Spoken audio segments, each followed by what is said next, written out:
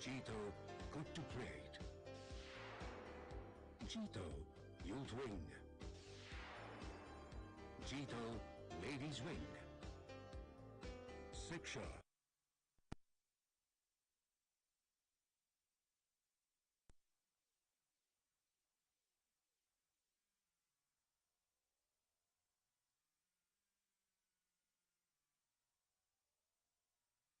Techie Brezza, the city bred SUV.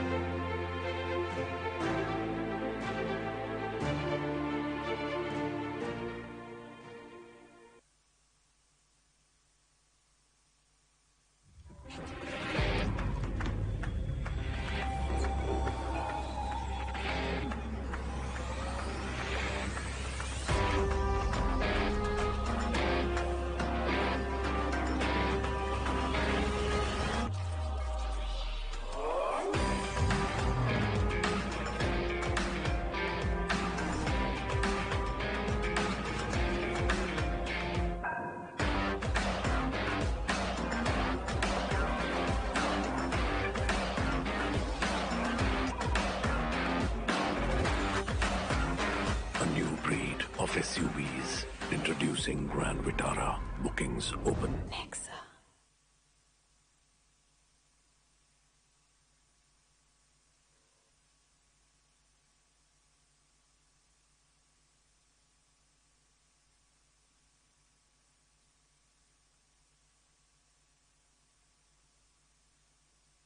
మీ ఇంటికి కావలసిన అన్ని రకాల వస్తువులు ఒకే చోట దొరికే మీ ఇంటికి కావలసిన అన్ని రకాల వస్తువులు ఒకే చోట దొరికే అగ్రోమెక్ స్టీల్ ఫ్యాక్టరీ వారి అగ్రోమెక్ హోమ్ స్టోర్ మీ కుకట్పల్లిలో ప్రతి వస్తువు అందుబాటు ధరలలో.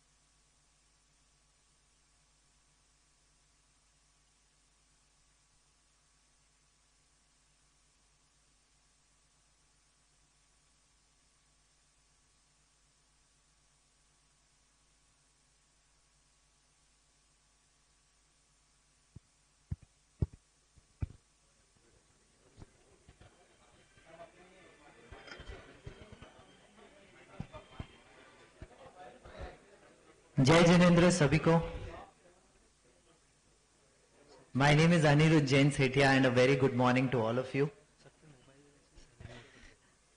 Okay, सबसे पहले एक चीज करते हैं. Let's do something. How many of you use a mobile phone? Can I see all your phones? Right? Very nice models. Everybody using very good phones. Now please put them on silent, airplane mode, vibrate mode, whatever works best for you. Right? Let's take a moment. Let's do it now. Done? Sure? All right. So, before we move forward, let's begin the day with Nokar Mantra. I request all of you to please stand up for Nokar Mantra.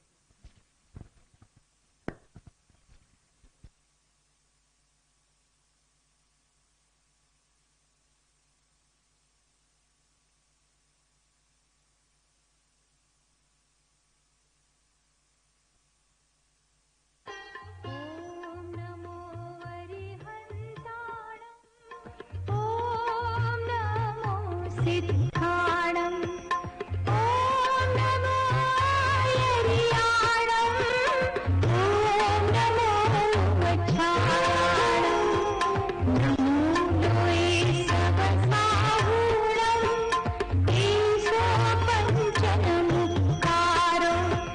सद्वत्तावत्तदासनो मङ्गलाणं च सप्रेसिम् प्रथमं हवये मङ्गलम् प्रथमं हवये मङ्गलम्.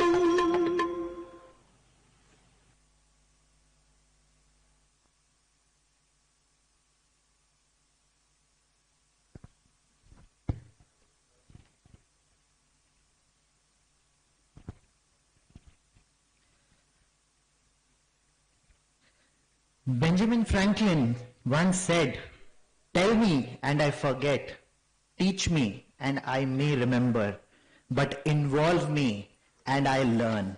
It's such a pleasure to see all of you turn up here on a Sunday morning to involve yourself in this exciting learning session by Dr. Saugato Ray.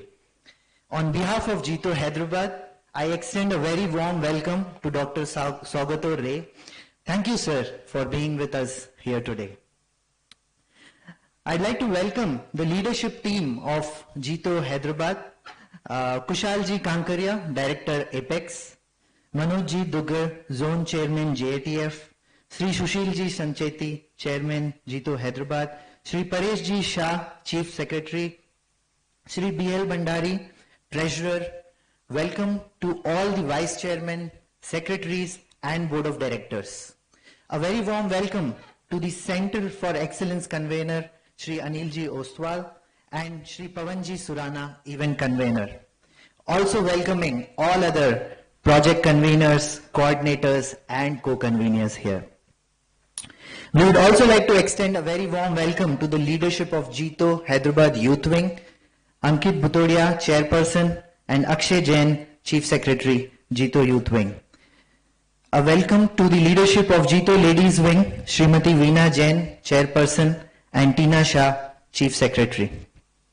A very warm welcome to all our FCPs and CPs, patrons and members from Youth Wing and Ladies Wing. Thank you to all of you for joining us today. And I request all our FCPs and CPs, we have seats available in the front, so please move forward and join us in the front. I now request Sri Sushilji Sancheti, Chairman JITO Hyderabad Chapter, to come forward on the dais and share a few words with us.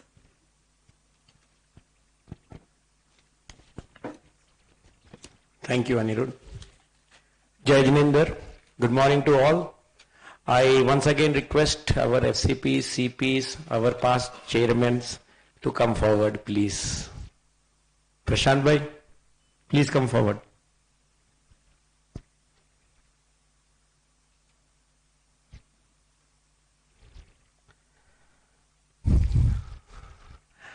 It's so wonderful to see you all here on a Sunday morning. I know it's so difficult to come on Sunday morning for such a seminar, but you understand the value is when you get involved. as promised at the time of our installation, we now bring to you first event in our speaker series, and where we believe that such programs not only impact knowledge and give intrinsic value to the members, but they are very important part of JITO as such, and that is what the members have joined us for. One of the most important thing is to deliver value to our members. Absolutely essential for all of us, as we are all leaders in our organizations, in our businesses. And one thing I can say, that this kind of participation would help us, encourage us to conduct such events. Because your participation ultimately would motivate us to have such events. And numbers are not important, participation, involvement is important. Leadership is an action, not a position. An action only would define a leader. Today we are delighted to have in our midst Dr. Saugate Rai, Professor of Strategy and Entrepreneurial Practices at Indian School of Business, ISB. The topic for today, as you are aware, is generational conflict and inspiring the next generation to the family business. What we see is that many individuals from the next generations are reluctant to join the businesses. They are risk averse, or they are not. They are interested to lead a much, comfortable life as a professional or doing something else. Therefore, it is very important that we as family businesses motivate our next generation to join our family businesses and take it to the next level. And when we see this, that this generational conflict arises, especially when one generation values, beliefs, style and behavior clashes with that of another generation. It's obvious that the style of business or doing business would be different from one generation to another. But how do we manage that? How do we put in a perspective where both can mingle and do take the business to another level, add value to the business? And this type of conflict is oftenly seen at many workplaces, as different generations, as I told you, have different work styles and communication styles. This can also cause difficulties in taking the business or the organization forward, and sometimes in some cases could harm the interpersonal relationships. So therefore, what we thought that this is one topic we should take it up so that it can probably address to some extent concerns of today's requirement. What I expect, and I am sure, I believe that today's seminar will have some life lessons for all of us. It should enable us to discover our roles as leaders in the family businesses and how we need to move forward to forge strong bonds with the next generation. It would help us to understand how we can motivate, inspire our next generation in the family business, and indeed how we can combine forces for good, for the betterment of our businesses. The next generation has different ideas and thoughts, and if properly used, harnessed, could be game changers. That's what I believe in, and that's I think we should take as lesson from today. A leader is like a guru. A guru is a Sanskrit word, and it means one who removes darkness. A leader leads the organizations, lays the vision and shapes the success, the goals of that organizations. Leaders are one who not only shape the businesses but shape the society. And behind every successful person in society, there is a guidance, motivations of great leaders who show the right path to us. I hope all of us find leaders within us, leave behind our inhibitions, and create milestones. One of famous quotes I wanted to quote was Gandhiji once said, "It is easier to bridge the oceans that lie between the continents, but it is difficult to bridge the gap between individuals or the persons." Legacy is not what we do for ourselves, but what we are doing for the next generation. So I hope that today's session is motivating and leaves an impression for all of us. Thank you so much. Thank you for joining us.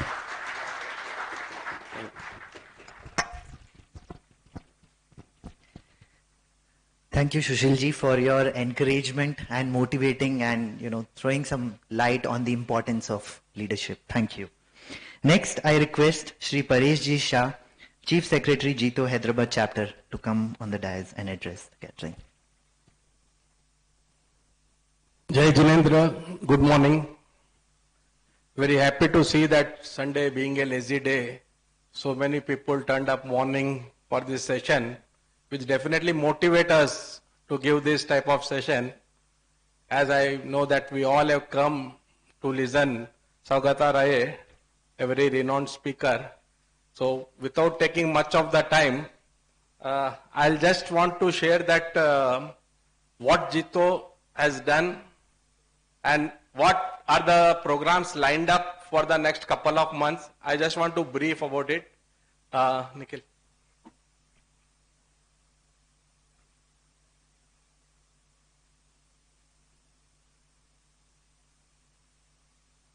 Next.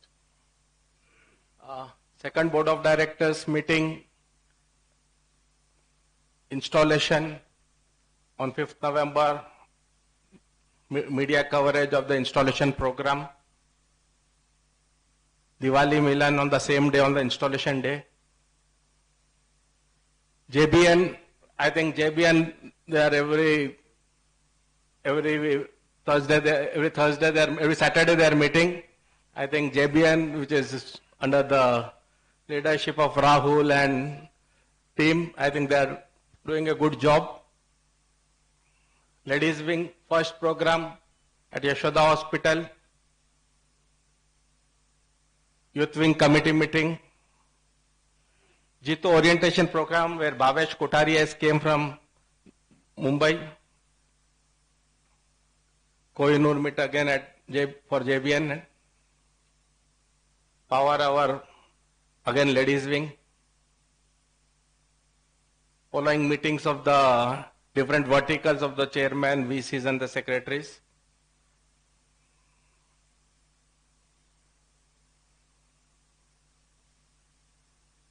Again JBN Kohinoor meet.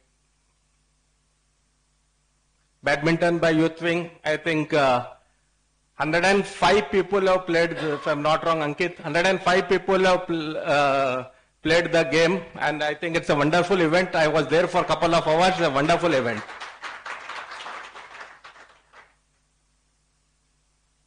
Again, the red carpet program with the ladies wing, which was very successful at the Hotel Park, and I think more than 100 numbers attendance was there on that day also, and the media coverage for the same. JIIF with JITO Hyderabad chapter, we are arranging a meeting at T-Hub.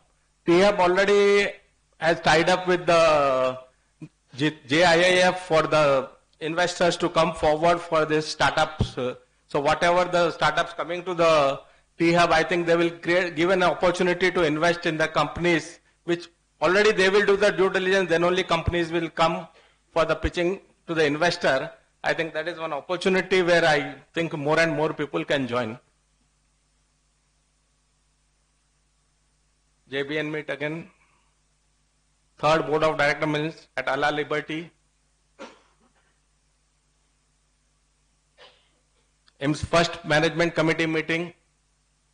This is the, after Section 8 company, there is a board as well as MCM. Both are the different teams are there. So both the meetings has to happen. These are the programs what we have already done after the installation, and what are the programs lined up. I'll first tell about the main chapter. We are planning for a JBN roadshow where the other chapters like from the TS NAP, Vijayawada, Visakhapatnam, Guntur, and mostly Erode also may join for the JBN roadshow, which I think date is not yet finalized, but within short time, I think next week they are planning for this JBN roadshow. We are planning for a fellowship meet. Yesterday also we met. We are not yet finalized the date, but I think within this month or max by February first week, we are planning for a fellowship. And Dishant Kamdar, I think one more speaker is coming on 11th of March. The venue is yet to be decided, and we are also planning for a zonal conclave. Still the talks are going on, not yet finalized, but hopefully we may succeed to plan at Hyderabad. Yeah, JITO has already tied up a MOU with FTCCI. They have, for one floor they have dedicated for the skill development. The that is in, when the Pokanna ji is the, I think, sponsor for the same, Gautam ji Pokanna. So 11th March, I think MOU is, 11th of January, the MOU is going to sign this month only. This in the coming week, the MOU is going to sign, where the JITO members can take use the facility at whatever the prices they will mention it at the discounted price for the JITO members will be there. And that is one tie-up which is going to happen.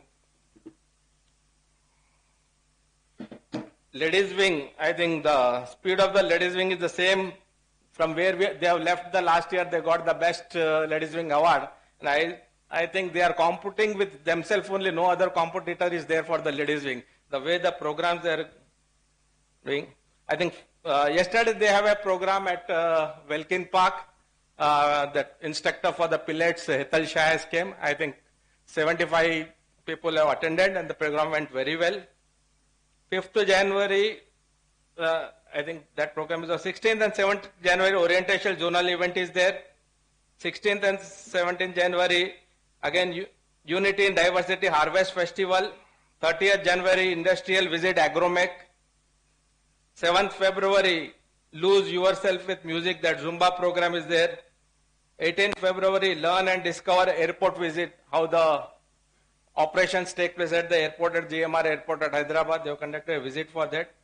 27th and 28th February, wake up, a step forward, Udemy Excel training program.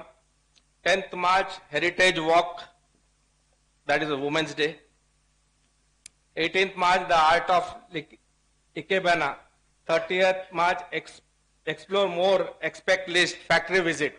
I think till March, all the programs have lined up for the ladies wing. Same way, youth wing again.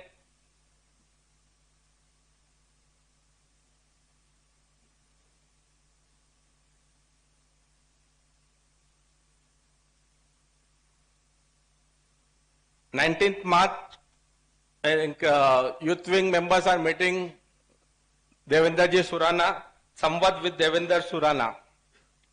4th February, board games event. 4th March, box cricket. 11th March, speaker session with Dishan Kamdar, again in the tie-up with the youth wing which is going on. I think just before this program, just having a word with Ankit. I think many things they have planned, still the dates has to be decided and many wonderful programs they are planning. So, as today there are many youth have turned up for this program, really saying very happy, and really it gives a motivation. So for all the youth, there is one quote which I want to share. जिंदगी में एक बार जो फैसला कर लो तो मुड़कर मत देखना, क्योंकि मुड़ के देखने वाले कभी इतिहास नहीं बनाते. Thank you.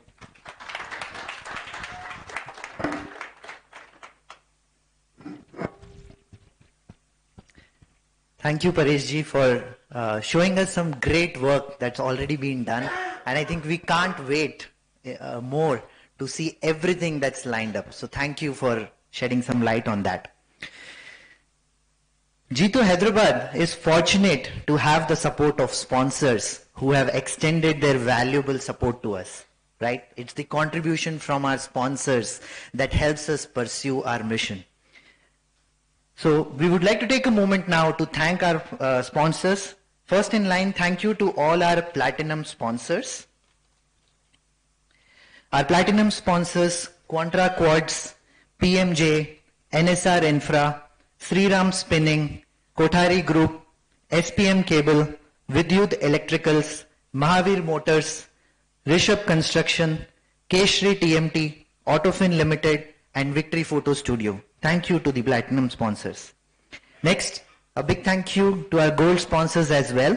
Our gold sponsors, PL Computers, Golcha Capital, Tattva, Shritel, SM Rotoflex, Jain Construction, Holiday Bazaar, Luxurio, Duggar Group, Agromech Industry, Rajkumar Matrimony, Shivraj Lakshmichand Jewelers, Raj Packaging, Suvarnam Jewels, Sanjay Chemical, Cultures, Tufan Fan, Go Gas, Surana Group, V Digital, Bhandari Glass, PCS Securities, Cubex Tubing Limited, and Nakoda Wires and Cables. A big thank you, and let's hear a round of applause for all our sponsors. Moving forward, I request Sri Anilji Ostwal, Conveners Center for Excellence, to come on the dais and introduce our speaker for today, and without further ado, kickstart the session.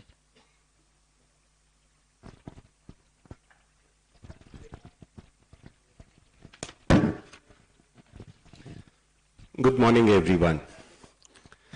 It gives me immense pleasure to introduce Dr. Sugoto Roy to this audience. In a limited time available, I will try and highlight the various accomplishments by Mr. Roy. Dr. Roy is an alumnus of Indian Institute of Management, Ahmedabad, and Indian Institute of Engineering, Science and Technology, Shibur, and currently Professor of Strategy and Entrepreneur Practice and Executive Director of the Thomas Scandinami Center for Family Enterprise at Indian School of Business. Earlier, he served at the Indian Institute of Management, Calcutta for over 2 decades as a Professor of Strategic Management, as a member of Board of Governance, and also as Dean. He has served as a senior level executive in Infosys Technologies in a strategic role as General Manager and Head of Innovation Lab. He blends over 3 generations of experience in diverse roles: international quality academic, research and institute building practices with hands-on corporate managerial and governance experience as an executive, member of board of directors, co-founder of startups, corporate advisor, trainer, mentor, and coach. He has 2 decades of board level experience in multiple organizations like Indian Oil and Tata Group of Companies. He has led over 30 senior level executive delegations to multiple countries in every multiple agencies such as WTO and ILO, Chamber of Commerce, MNCs, industrial organization, research labs, and institutions. He has developed deep insight into strategy, innovation, entrepreneurship, international business, global competitiveness, digital transformation, corporate governance of firms, and business group of high growth economy through intense academy research, consulting, and varied corporate and startup experiences.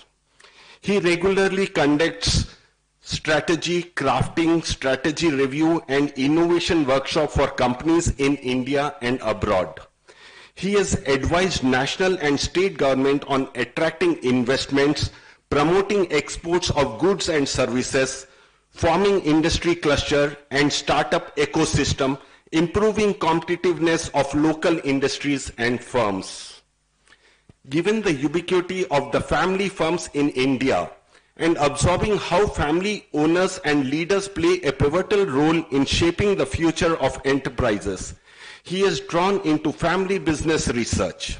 Since the past few years, under the aging of Thomas Scandinami Center for Family Enterprise, he is spreading a mega program involving multiple research projects towards developing a solid research-based understanding of business families, family firms, and business groups in India.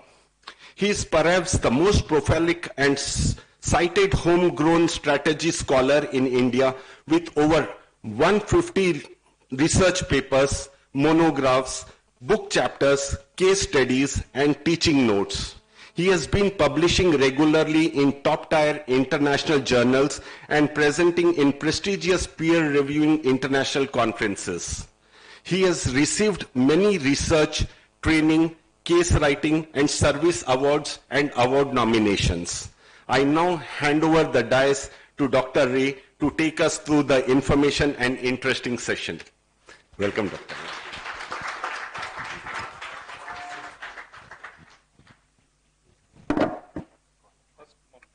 First, bring the laptop here. I think color mic will be good.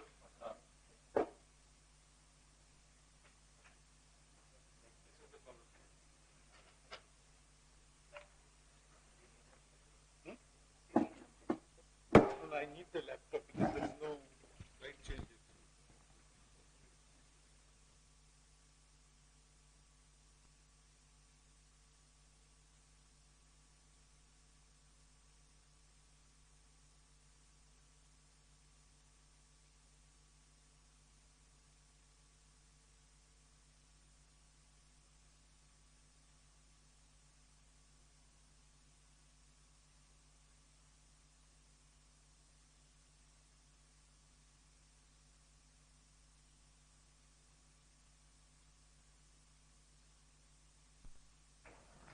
Now it's working.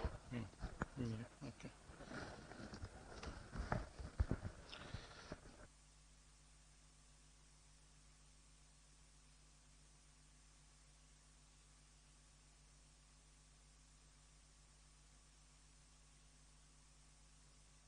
Okay. Thank you, Anilji, for a very detailed introduction. It was quite embarrassing, actually, to go through those, because as you grow old, you accumulate some of those experiences or pass through some of those portals. Nothing to talk home about it. I think everybody does. First of all, so good morning still, I guess, yes. Good morning, everybody. And I'm delighted. I'm very happy to be here to get an opportunity to address a galaxy of successful family business leaders and also very promising young generation of business family leaders or family business leaders who will propel India to a definitely on the top of the hip in economic curve in the next 30 years. And I'll come to that later because that's what my life mission is for the next whatever time I will be active in my intellectually, how to partner with business families and family businesses and help them in that journey, because I am absolutely convinced based on my 30 years of experience and interacting with the businesses across the globe that future of a country like India, like what happened to some of those countries like Japan or Korea or the European economies, there is the family businesses who have to step up and make a difference for the economy, and we are in the right path. So with this, the topic of the day is something which is close to everybody's heart, whoever is dealing with business families. It's a very challenging topic. It's a, whatever.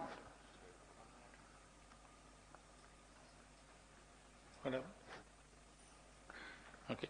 So it's something which is close to everybody's heart because continuity and sustainability of family business concern, I think all family businesses have. And it's not about geography, it's anywhere in the world. And what's happening?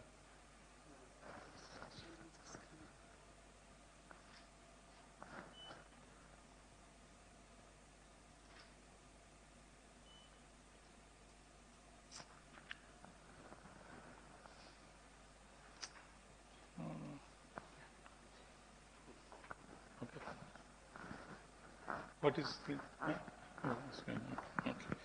Okay, so, and in the process of doing that, obviously you need to energize all the stakeholders of a business for continuity and sustenance.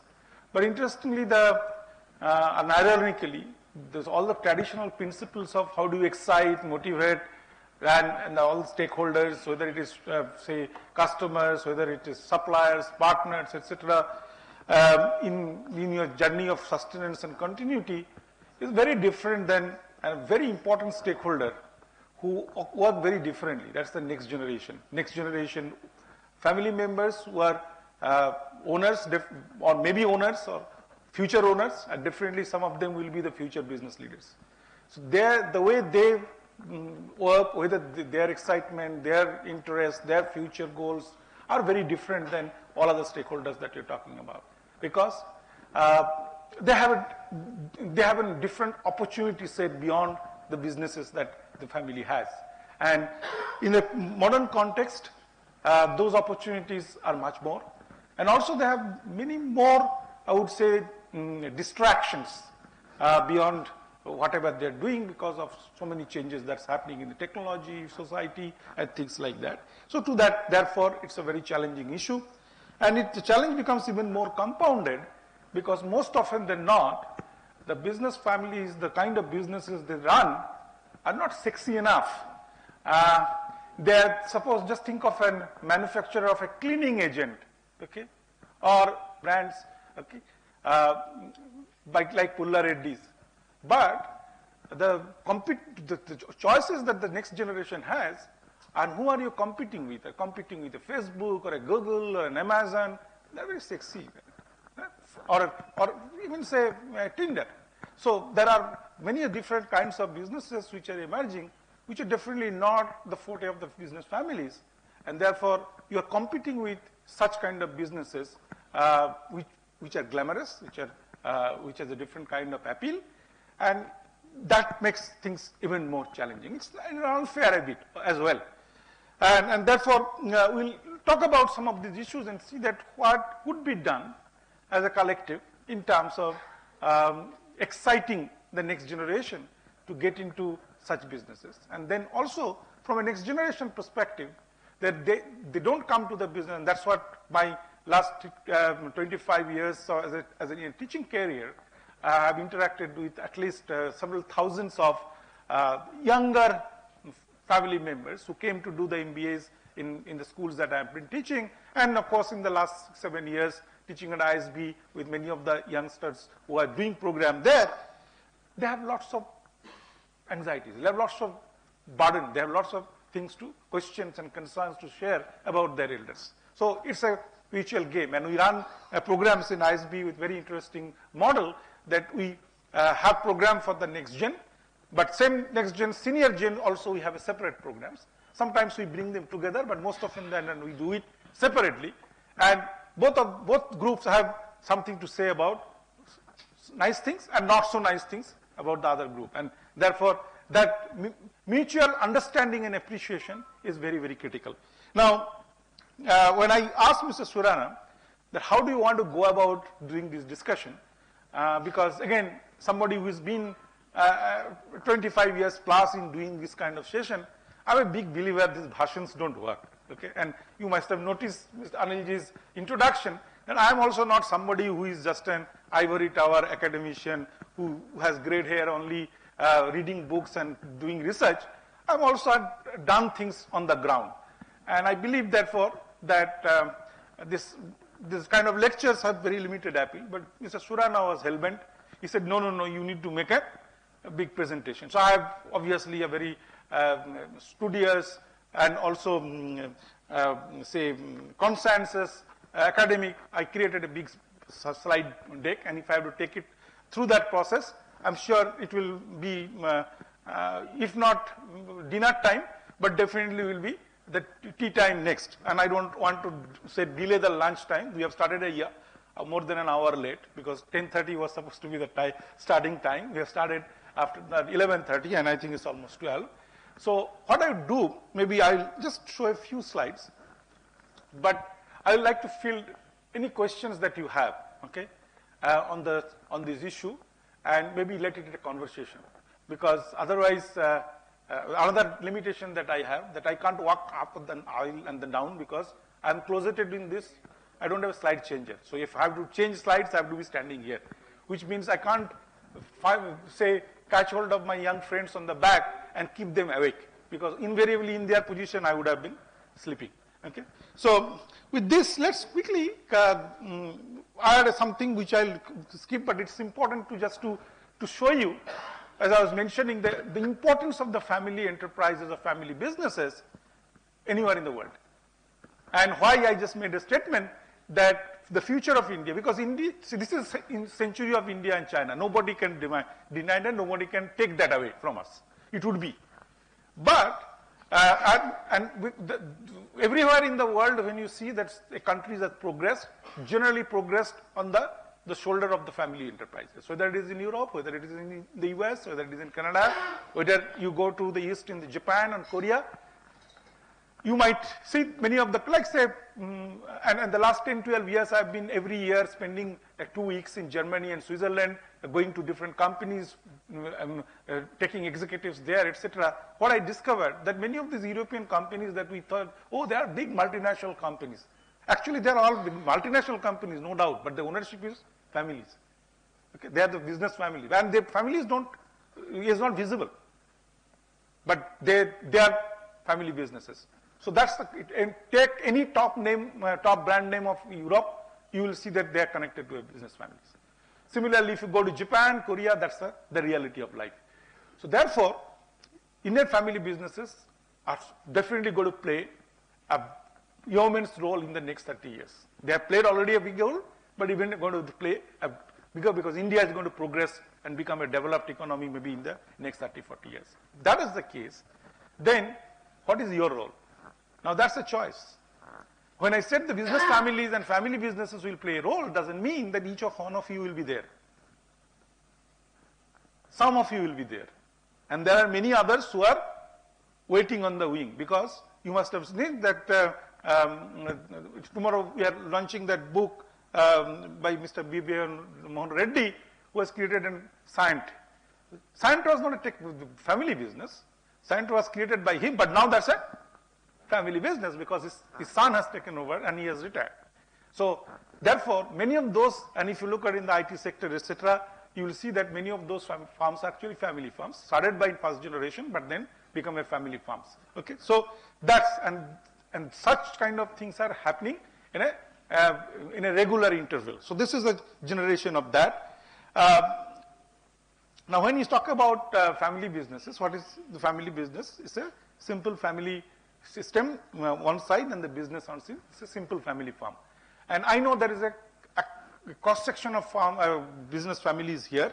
There are family businesses which are smaller enough where things are not that complex, where family and business, they are kind of quite closely intertwined. But then there are many others who have evolved, and where the dimension of outside ownership has come into play. Some of them may be listed, some of them may be not listed, but have owners who are not necessarily family owners. Okay, so that's a more complex system. But either way, it's a basically the fundamental challenge here is you are a familiar. There is a family. We have a separate set of concern, separate set of issues that we have to deal with. We have to deal with emotions. We have to deal with having harmony. Basically, we are more inward looking within a family, continuity, preserving its legacy, its unification or a togetherness. On the business side, what comes very, very importantly is the profit. You got to make profit.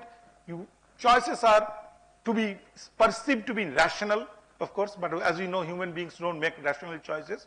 They many times make non-rational choices, but the whole theory, etc., everybody will say make rational choices.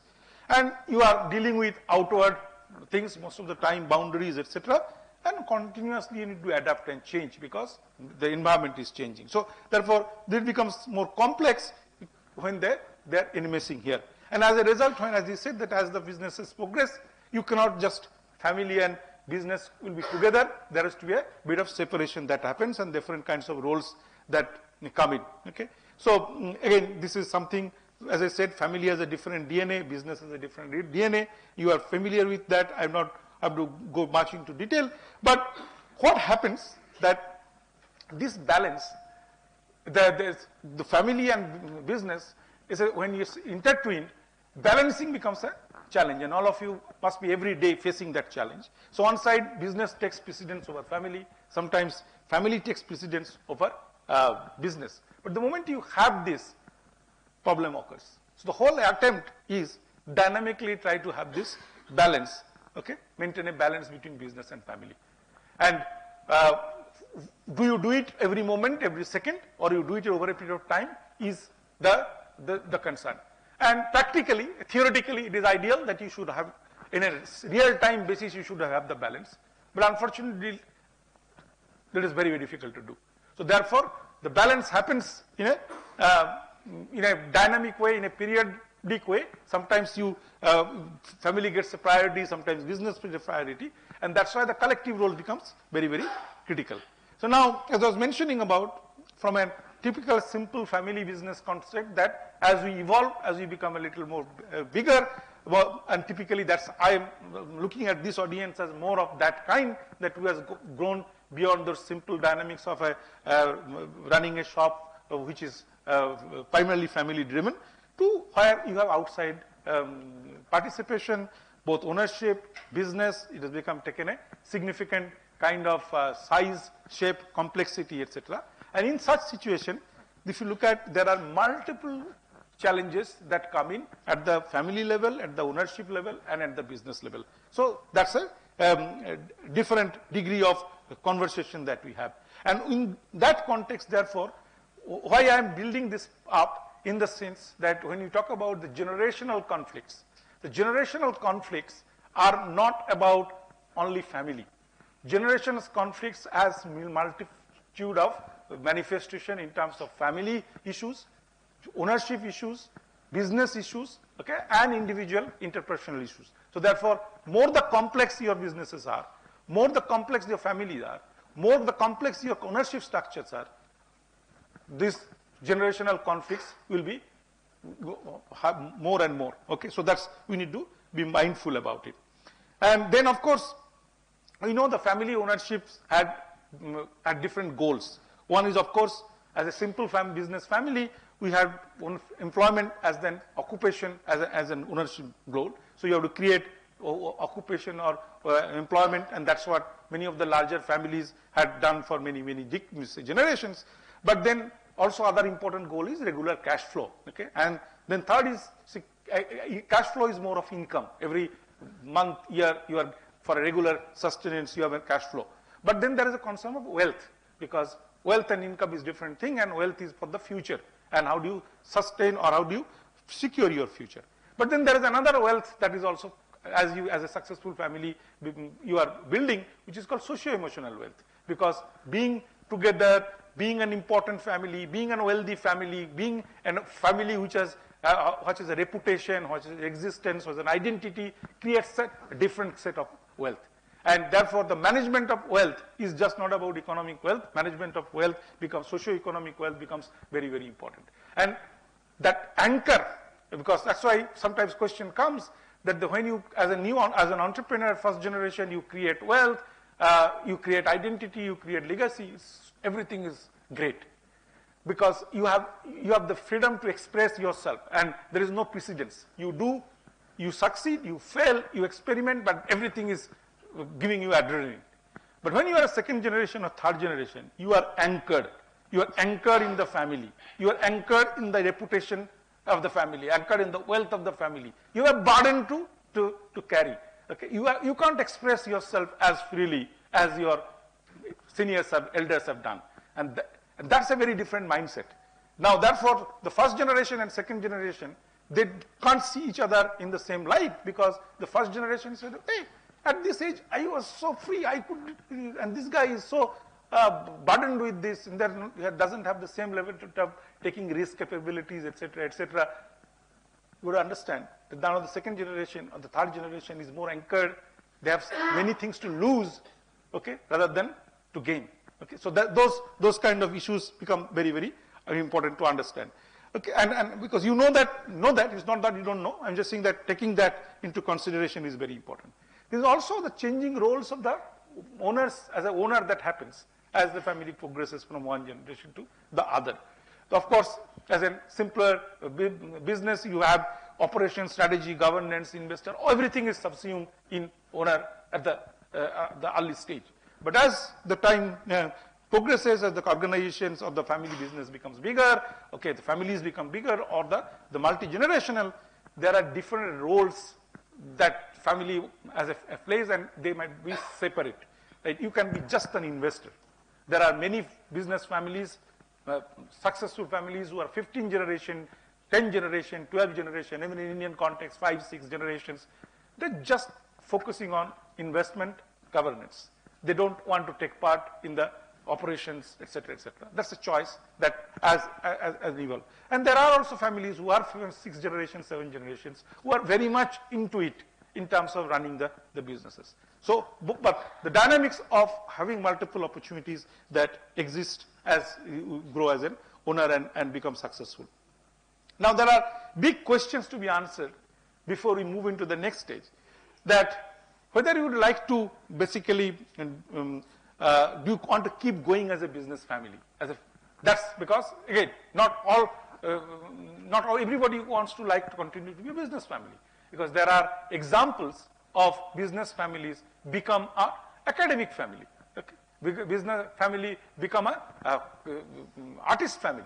Okay? So there are, because once you have reached a particular status of economic wealth, etc., education, other things become very important, very fascinating. So so next generation may not be fascinated by creation of wealth, they might be creation of, do you know who was called the father of the modern industrial Indian industry?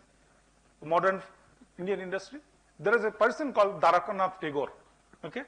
Many of you don't know, because you know Rabindranath Tagore. But who was Rabindranath Tagore? Rabindranath Tagore was the grandson of Rabindranath Tagore. And Rabindranath Tagore didn't become the icon of Bengalis. Okay? Though he was the first Indian modern industrialist who gave the British entrepreneurs or business people run for money. Okay? But Indians and particularly Bengalis make Rabindranath Tagore, who was the third generation, icon. Why? Because he was into culture, writing, and things like that. That got a resonance with the Bengali society after Renaissance. Okay? So, and Rabindranath's generation, by the way, he was a jamindar, he had industry, etc. But he didn't bother managing those.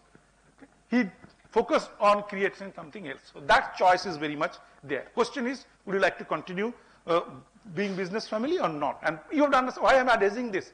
Because in this room, you have both generations. So senior generation might be thinking, oh, there is so much of opportunity of taking the business to the next level, etc. But your son or daughter might be having a very different interest. They are in that stage of life or the stage of evolution. They might say that, okay, I've seen dad find or granddad say working so hard, doing this, making money, but it doesn't excite me. And you need to be cognizant about it. Okay? So, and then other is, if you have made a choice that you continue to be business family, would you like to grow the business continuously? Because that's the choice. And this is something which I, being somebody from a strategy field mostly, and I'm quite aspirational in both in my personal journey and also in terms of my expectation about whoever I come into contact. So I always used to hamper on this issue of, because if you are not growing in India at the rate of 8 and 10% as a business, you are irrelevant. That's been, I'm telling that for last 25 years. I'm saying that if you are not that, because if an Indian economy is growing at 7 to 8%, okay, most of the industries you are growing at 8 to 10%, and if you are not growing at least at that level, just take 10 years, you will become irrelevant. So therefore, growth orientation is very important. But then, I've been particularly when I was, and this is when I dealing with, say, non-family companies, multinational, etc., it comes very natural to them. But when I was dealing with some of the family businesses, that why do you want to grow? Growth has a pain. So, and they have the logic behind it. Because they said that, look, I have 2 children, they are planning to settle in the US, and I have enough money. Why do I have to take a risk, putting up 100 crore, then growing it to 500 crore, and spoil my old age? Because nobody is going to take care of it. So now that's the choice. And therefore, the growth, so you have to touch base with your situation, etc., and say that we want to grow. And if you want to grow, then this intergenerational conflicts has to be looked at very differently. Because if you are not interested to grow as a family, your intergenerational conflicts have to be dealt very differently. If you want to grow as a business family, your intergenerational conflicts has to be seen on a very different light. And then the third question is that there are multiple roles as an owner family business you can play. Now, which one you want to play? Okay, if you like to continue to operate, manage businesses the way you have done, your next generation, following generation, or you will say that, well, I'd like to be a more responsible owners. I will teach my kids to be more responsible owners. The next generation become more responsible owners, focusing on ownership and governance, and leave the management of the businesses to others. And that's what the Walmarts of the world has done. That's what the Fords of the world had not done. So therefore, both choices are there. And what would you like to pursue? Okay? And you could see that even, say, in case of recently how Mr. Mukesh Ambani had gone about creating a structure where it is very clear the next generation wants to do it the way their previous generation has done. Not like what, say, Eicher Motors Bikram Lal did at one point in time. Similarly, Sajim Premji's case, it is very clear that Rishabh wants to do the way his father has done, being in the helm of affairs and running the businesses. So these are the very clear choices that you make, and within that there are variations. Now quickly, okay, something about, because this is we are talking about business families in terms of conflict, generational conflict, but we need to also look at the macro trends, understand, as I was saying, that where we are situated, at what point in time we are situated in the Indian evolution or general environmental evolution is very critical, because some of these macro trends are actually impinging. We willy-nilly we don't recognize that, but actually impinging on our day-to-day behavior within the family and how different generations behave, or how they see this, how things are happening. So of course you know that the macro trends, there are near-term trends in terms of war, etc., which is happening, but then there are fast-growing urbanization, demographic shifts, rising inequality, okay, rightist revival, global warming. So some of these issues which are on the horizon and the medium term, which are going to have a significant impact. And then there are significant uncertain waters that are troubling us, and particularly this troubles more the next generation than the current generation, because many of the current generations are not into it as much as the next generation are, because in terms of those understanding of the technological revolutions, usage of the, because in many of the next generation, particularly the generation Y, the millennial kids, they are born with technology. They have, and therefore their understanding, assimilation, and getting the signals from the technology, how they see their peers are very different. That's the reason I was saying that if somebody is, a family has run a cleaning agent manufacturing business, very successful, maybe one of the best in the country, or doing a lot of export, but the next generation who has been grown with Apple or Google or a Facebook or a Tinder, mind doesn't see the connection between the two. And therefore, that's something which has to be there. And of course, we have born in an era when we used to have something called Russia and the US to power. And then suddenly, by that time we left the school, it all became a unipolar world. And the next 30, 40 years, oh great, America dominating, free trade, look towards US, look towards Europe, do things, and businesses have done. But suddenly we see that situation has changed in the last 5 years. And it is a clear sign that again, we are talking about a bipolar world where the two power of axes are very, very different. And one is in a power which is next door to us, okay, very hostile, whereas then another power far from us, has to be historically hostile, suddenly has become very big friend. And these are the matters which are a connected young generation who are into the Facebook, who are into social network, who are into this network of education, etc., are concerned about it. And one thing that is very interesting, the based on our, as so many students come and interact with us and realize their lateral awareness, their awareness of the environment and the future ecosystem was so much sophisticated than what we used to have at that age. Okay? Because they're all the time connected. I think they sleep less, are glued to the mobile even in their sleep. Okay? So that kind of thing is there, and therefore you have to keep in mind. And therefore there are many technologies which are reshaping the world, which again generational differences, you need to understand that. How many of you are aware of those technologies? Synthetic biology, material science, neuroscience, nanotechnology, say augmented reality, virtual reality, blockchain, drones, 3D printing, IoT, okay, AI, genetics, renewables. Now, these are having serious implications on industries across the globe. Okay, and in the next 10 years in India, you will see these are technologies which are creating huge opportunities, but also making many of the things obsolete. Okay, so now how the next generation will see this vis-a-vis you are seeing it have to be understood. Okay, and because the success and failure of the businesses is very much depend on how you view these things and prepare yourself. Okay. So there are perfect storm. Question: have you asked this question? how is your business getting impacted with those technologies? What is there for you or for us in terms of whether benefiting from them or not? Okay. So then, of course, there are silver lining. The silver lining is emergence of Indian family companies in the global landscape. I was mentioning, look at those IT services companies. Okay.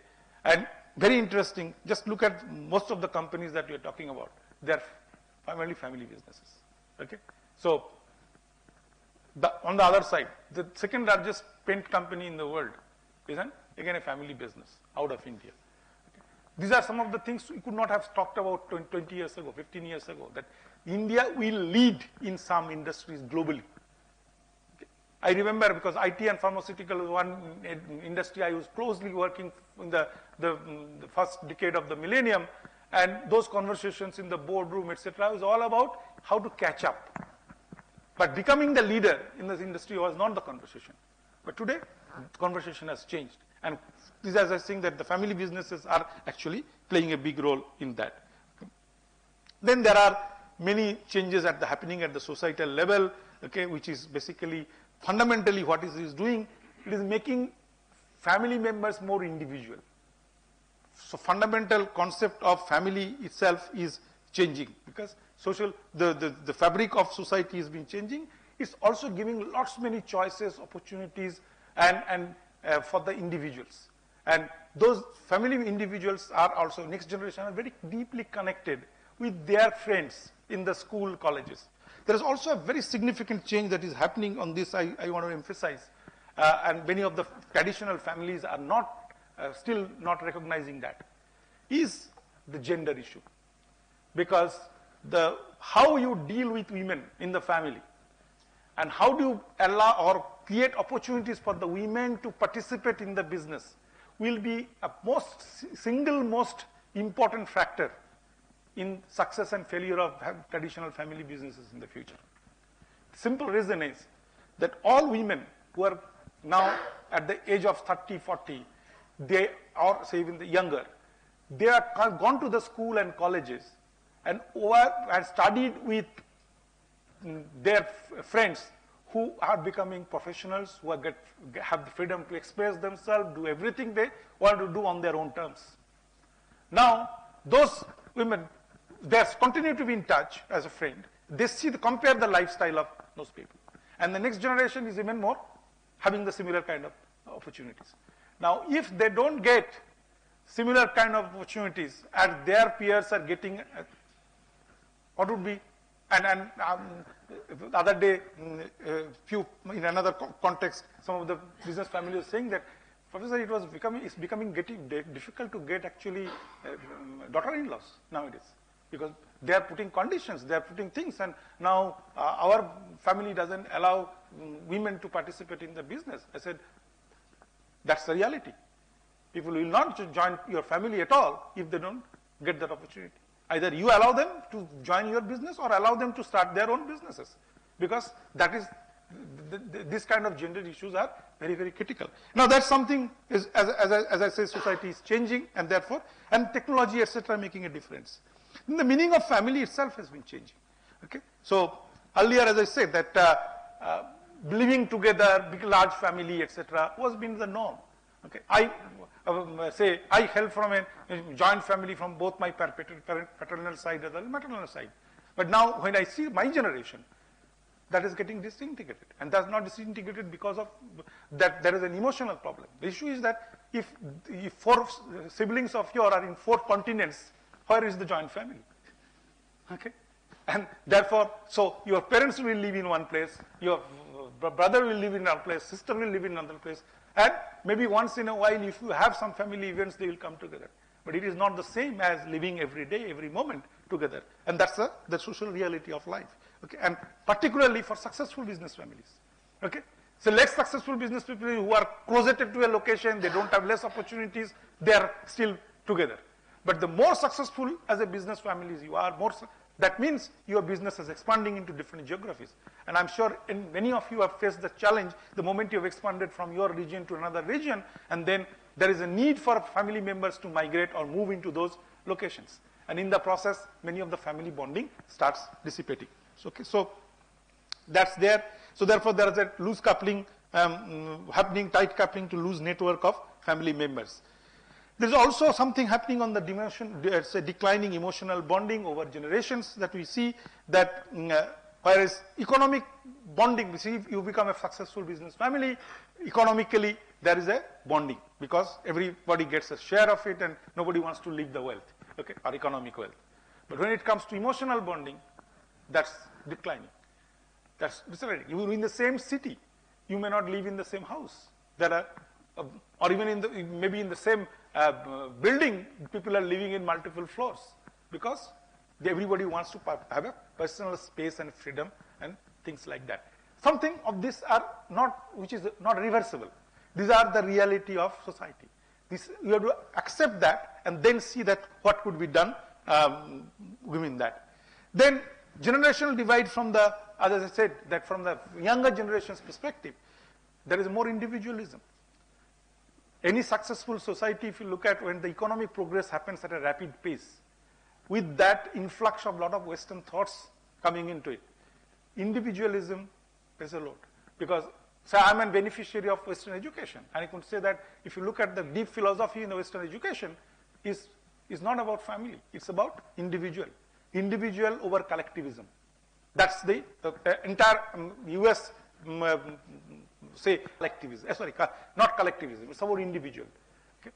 Whereas Oriental societies like us, for centuries or for thousands of years, had given collectivism as the process. In the process, what happened? Individual freedom has been subjugated. Individual choices, individual preferences had to be weakened now, and increasingly weakened. And it is, again, I'm saying it's quite irreversible. Okay? And irreversible in the sense because there are structural changes that has happened in the society. So then the technology, the gadgets, the shorter attention span, intolerance, few shared experiences among senior and junior generations. Or even within that, if you look at generation, earlier we used to talk about 20 years, 30 years as a generational shift. Now my elder son, who is 4.5 years older to my younger son, he says, Dad, I can't figure this out, the guy out. He is so different. So yes, now there is a generational shift happening every 5 years. You go to the colleges, you will see that the senior guys who graduated maybe 1 or 2 years ago, they can't relate to the guys who have joined. And on top of it now, there is a significant divide that has happened after the what he called COVID. Because that COVID time, the social interactions had come down significantly. And as a result, typically in a colleges and school where some generational thing used to happen, now everybody was in their home. No interaction. And the divide has suddenly gone up significantly. So therefore, and these are some of the things we need to be aware, and therefore there are emotional voids. There are, one side there is gaps, but at the same time, the younger people, please understand that they have been becoming thrown into the thing too fast, too early, without the emotional support that they used to earlier get. So they have to fend for themselves. So there is a lot of void that is getting created. They have to fend for themselves much early. Then there is a disconnect between the old and the new and the middle. Then shared values, as I said, family bonding is coming down. So how is the shared values will be there? Okay. Weaker intergenerational bonds. So these are things which are not unknown, but there are some of those actually which creates sources of conflict.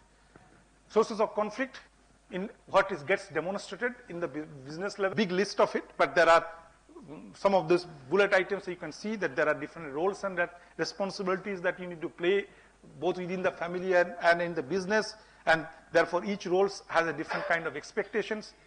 Now, as a senior, the same role, the way you see it as a performance expectation from the younger generation, and the younger generation looking at the same role as a performance expectation, often don't mismatch.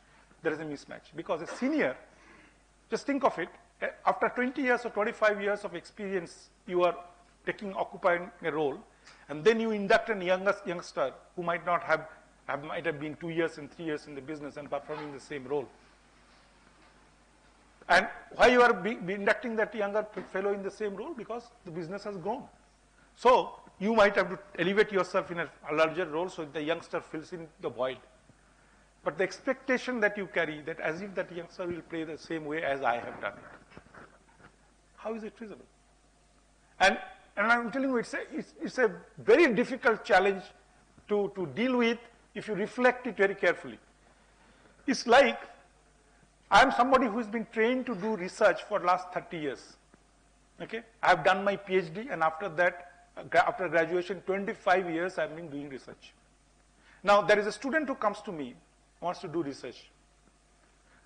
Now, if I have the same expectation from my student that how the research to be conducted as I do it, what happens? It creates such a burden on that person will not be excited about this. So, what does that mean? That means I have to go back to 25 years ago. I have to be in the same state of mind, or state of emotions that I was 25, 30 years ago when I was in that journey. And then mentor and groom the person and be with that journey, which means I have to live multiple lives within myself. One life to carry this, doing this kind of work, but at the same time when I'm interacting with my mentee, I be like him or her. Now, if you ask yourself the question, how many times you do that? How often you do that? It doesn't, because it takes a lot of pain.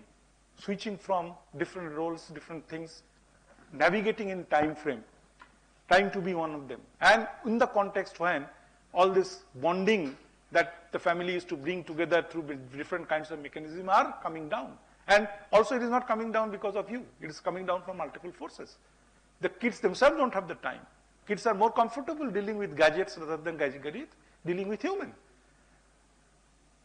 Spending time with mama, papa is boring. Much more exciting things are happening there. Okay? Earlier, for getting those exciting things, they need to go out of the house or out of the mahalla or out of the city to get that. Now everything is available. And how can I blame somebody who is a 15-year-old, 12-year-old, 18-year-old? Because that's a human urge. Now, on those things, also your expectation roles, etc., are very different. So those conflict sources are definitely there. Then lack of clarity on the decision-making process. I'm talking about now that you have inducted youngster into the business, and therefore those things are there. Then personality differences. We are different individuals. Forget about generation. But then within generation, the personality difference, because personality differences also have a larger environment which shape. But in a different generation, that personality difference is difficult to understand. The reaction, okay? Like that's what I just mentioned. My elder son telling, and I was laughing when he said that, Dad, I don't understand this guy. I said, because it's a generational shift. Again, it's happening. Then of course, communication. Somebody, I think Mr. Anil, in the morning when at breakfast he made a statement that I have a continuous communication with my next generation. That's it. Because most often than not, people don't do it. Because, and let us, maybe one of the principles I'm talking about is communication. There is nothing called over communication. There is always under communication. But communication is also not easy, because communication is two-way street. Means you communicate something, the other person will not react the way you want the person to react. And it may hurt. It may hurt your sentiment, it may hurt your ego, it may hurt many things. But still keep on going, that is a issue. And then of course the formal mechanisms of discussion, conflict resolutions, forums, etc., which are very critical. Then the ambiguity, and then these are issues of behavior, process, but there are also issues of hard thing about money. Everybody wants to be very clear about their security, their stake, how much they will get. Similarly, everybody wants to know, and as I said that in the last 25 years, particularly Calcutta based, many of those traditional community kids used to come, and first question I used to ask that, because entrepreneurship is one area which I'm very, very passionate about, is that, so coming from a business family, I'm sure you will be focusing on entrepreneurship. I said, no sir, I'm just looking for an investment banking or a consulting job and get out of this place. I said, what? I said, no, Sir, you won't even understand. If I go back to my family business, I will be dead. Because it's, the absolutely falsified ideas. Nothing will happen there. And I said, then you start something new. He said, they won't allow me to do that either. So if I can do that, if I move out of Calcutta or India, go to Singapore or London or someplace, and then I start. But being in Calcutta, being in the same family, if I say I will start something new, you will say, what? Why? And if I want to start something new, 5 of my other cousins will also say that, why won't I do it? So these kind of issues that are there, and obviously, and why are they comparing it? He said, look, if I join my family business, I'll be taking care of my needs. But every time I have to go back to my dad or uncle to ask for money. Now look at, I'm getting an offer which pays me $150,000. I'll be in Singapore. $150,000, I can do anything I like. So why should I? $150,000, my family will never give me as a salary. So these are the real issues, and therefore, but these issues are unmanageable, unaddressable. No, because the good news is that there are families across the globe, in India, have dealing with these issues very, very successfully. But there are structured way to do it. There is not that it can happen just like that. There is a mechanism and structured way to do it in terms of investing time on this. Because that's something which, again, my observation is dealing with many of the people in the business families. The amount of time they spend in thinking about doing the business well, they don't even spend 5% of that in terms of all these issues. But just think of it. Thinking the business well, you can delegate that, hire professionals to do it. Can you do this? Can you hire a professional to do all this thinking and resolving these issues? No. This thinking has to be done by only the family members. They can hire professionals or the experts or to help them to navigate that process. But the questioning, thinking, engaged in this, and how vital are these? These are much more vital issues than running the business. Because why are you running the business for? Okay? Yes. Good, that I think you have raised the hand, so I can abandon the presentation and get into the questions. Great. I thought I'll ask this question Very in middle of this conversation. The point which you mentioned about not having free hand in using the money for your own requirements, do you think somewhere the comparison of if you take it, your cousin will also take it, and we don't want that to happen, this comparison thing comes into picture? Plus the ego, why should I ask? If you ask, you will definitely get it, but it's just that you have to ask. So the ego of the younger generation also comes into picture. Could you give a little thought about this fact? Yeah, so the second one, let me take first. The ego of the next generation, that's much easy to handle, okay?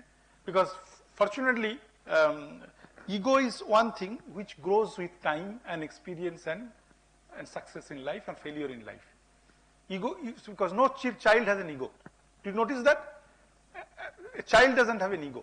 Why? Because there is nothing accumulated in a positive or negative, okay? But with this, so therefore younger generation has far less ego than the elder. That's the first thing. But if somebody has developed such an ego, it can be handled. A bit of counseling, send it to me, one thappad, you'll get out of those ego mode, okay? Because the younger generation, they are dealing with teachers, they are dealing with, and by the way, please understand, most of the schools and colleges, teachers are very good at destroying egos of kids. Okay? They do that. And I'm saying systematically it is done. It is not done just randomly.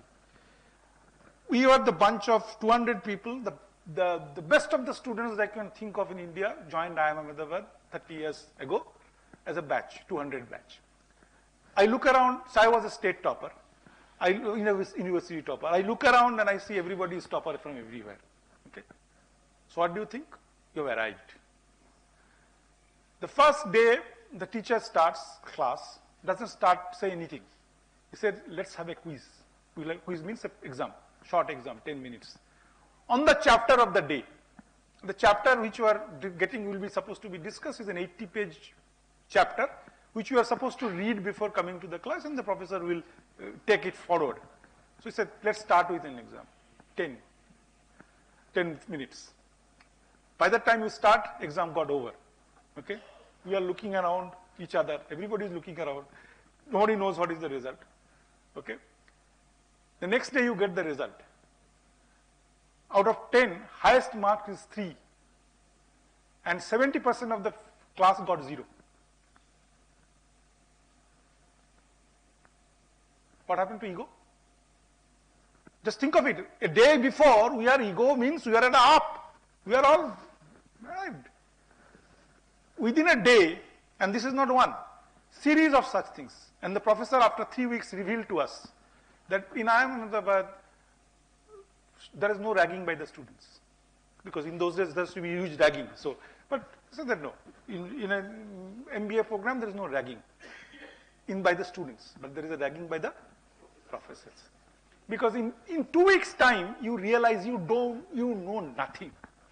Because quiz after quiz, exams after exams, and just think of somebody who was topper, who had never seen a marks in mathematics below 95 out of 100, gets a 0. What is the ego? Ego is mashed. So the schools and colleges handle the egos very well. I will give it, don't worry. Okay? But the other point that you mentioned is that conflict, that politics, that thing is something which is very challenging. Which means what? That the family has to create mechanisms by which that anybody who asks for it would get it. Like today, if you look at many of the schools and colleges, or basically talking about professional schools, having something called incubation center. And then there is a seed fund available. What does that mean? If a student wants to start something, the college provides a mechanism by which you start it. But does it offer to everybody? No. Whoever wants it.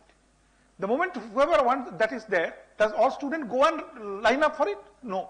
Only few who are really interested will go it, because there is a pain to it. Now the moment you create that in the family, now this cousin rivalry is gone. Because everybody has an equal opportunity. But not everybody will take it up. But if you don't have such an opportunity, then that the moment somebody raises it, मेरे को भी चाहिए, भैया को मिल रहा है तो मेरे को भी चाहिए. But if that is available already, then you will not have this. But these are the tested, time-tested, accepted mechanism. Because if you create such, why we are talking about formalization, many things. Like that's what I now get into some of these conflicts. What are the way forward? The 4 steps just I am outlining. One is improved communication, as I just mentioned about what Anilji said. That's no compromise on that, and no substitute of that. You have to constantly communicate. But then you have to create engagements, structure, events, environment within the family to do that. Okay? Then of course, purpose and values, and following governance and behavior. So formalization is something which most of the time business families have looked at very, जरूरत नहीं है. Yes, education, people say the first generation successful entrepreneurs, they don't value education in the initial days as much they value at the later stage. Then they say, oh, to सीख जाऊंगा. And they didn't have the opportunity to do that. But at some stage, when they start grooming the next gen, they realize the formalization of education and a formal thing becomes very, very important, because the knowledge he or she has gathered through the life, not everybody can have the opportunity to do that. And how do you capsulize it? How do you do it faster? So that's why the formalization comes. Same in the business family on other matters. That all these conflicts, why it happens, how it can be addressed, there are formal mechanisms which can help you to address some of these in a certain ways. Now getting those formalization cannot be substituted, because Informally, if you try to do it, you are doing it, will work. Will work up to some point. But it does, the moment it becomes larger, more complex, smaller, many of the things you don't have to do it on writing, on the structure, computerization, nothing is required. So, phone में बात में काम हो जाता है.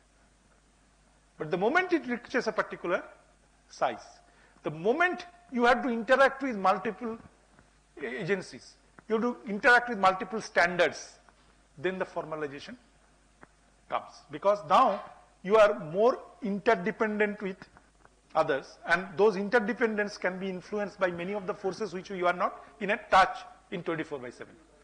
So formalization helps that, structuring helps that. So that's what something that I'm advocating here is basically intergenerational conflicts. Look at this and follow 4 simple steps which are actually formal mechanisms. Communication is not only formal. There are informal aspects of communication, there are formal aspects of communication. Informal, any case you are doing, you will continue to do. But how do you formalize that communication? Ensure that there are occasions to do that. Let me go over it. Because there are axioms of communication, let me skip those things. There are biases and preferences, because if I have the time permit, I will show you. There are different kind of individuals in terms of introvert, extrovert, feeling, thinking, as I was saying that there are, so therefore we need to take into consideration. Okay, so this, taking in all this configuration in place, your communication has to be tailored. Now if you are armed with this understanding that there are sciences behind communications, individual communication, group communication. There are issues of technology, analog, digital, communication, how it will be used. Then there are individual biases and preferences. When you are systematically aware of it, then you create mechanisms which will make the communication more effective and regular, efficient. Without that, what happens? The communication fall through.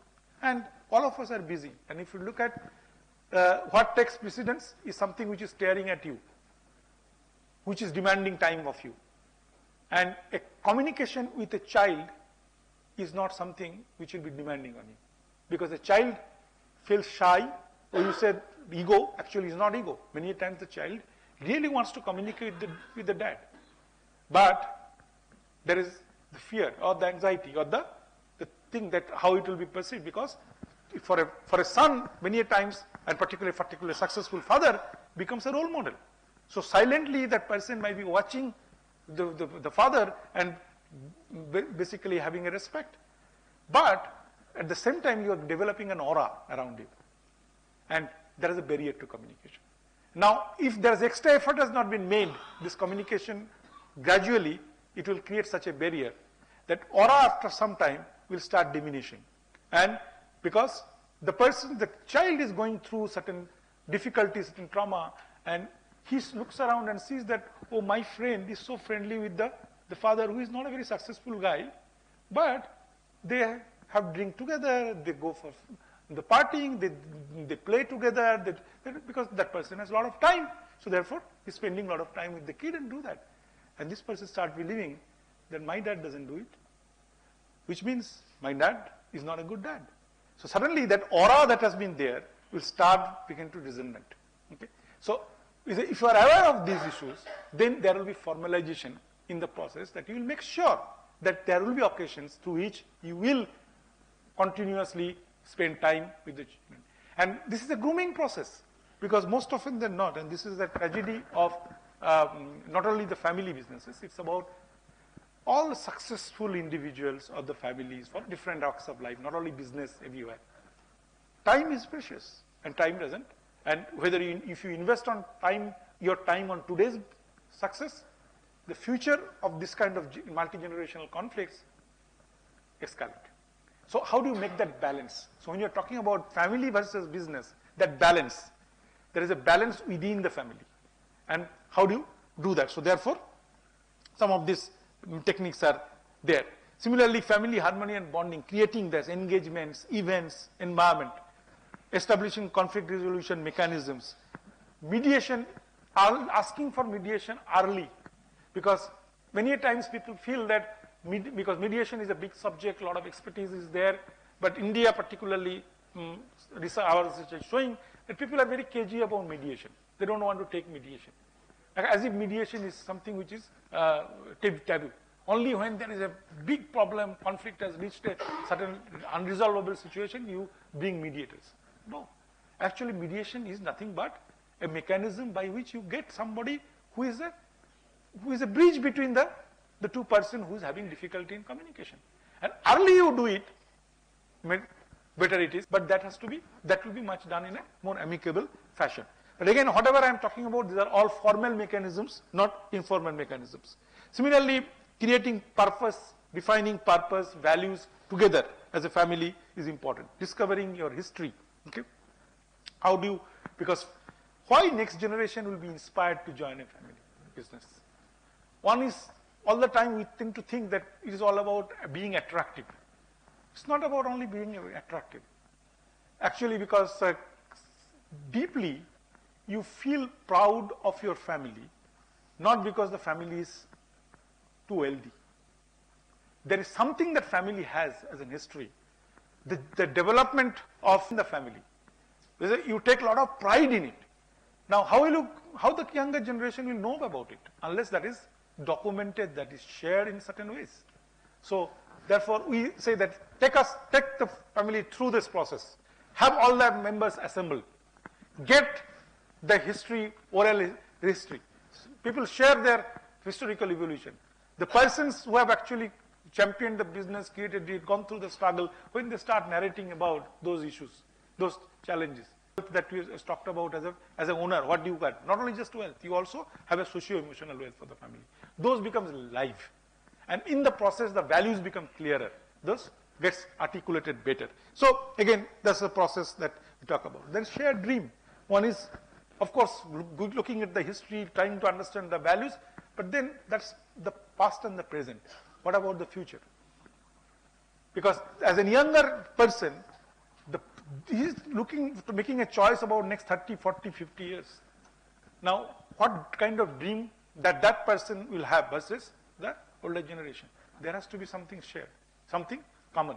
And who should actually play a very critical role in shaping that dream? Obviously the youngsters who are going to leave that point.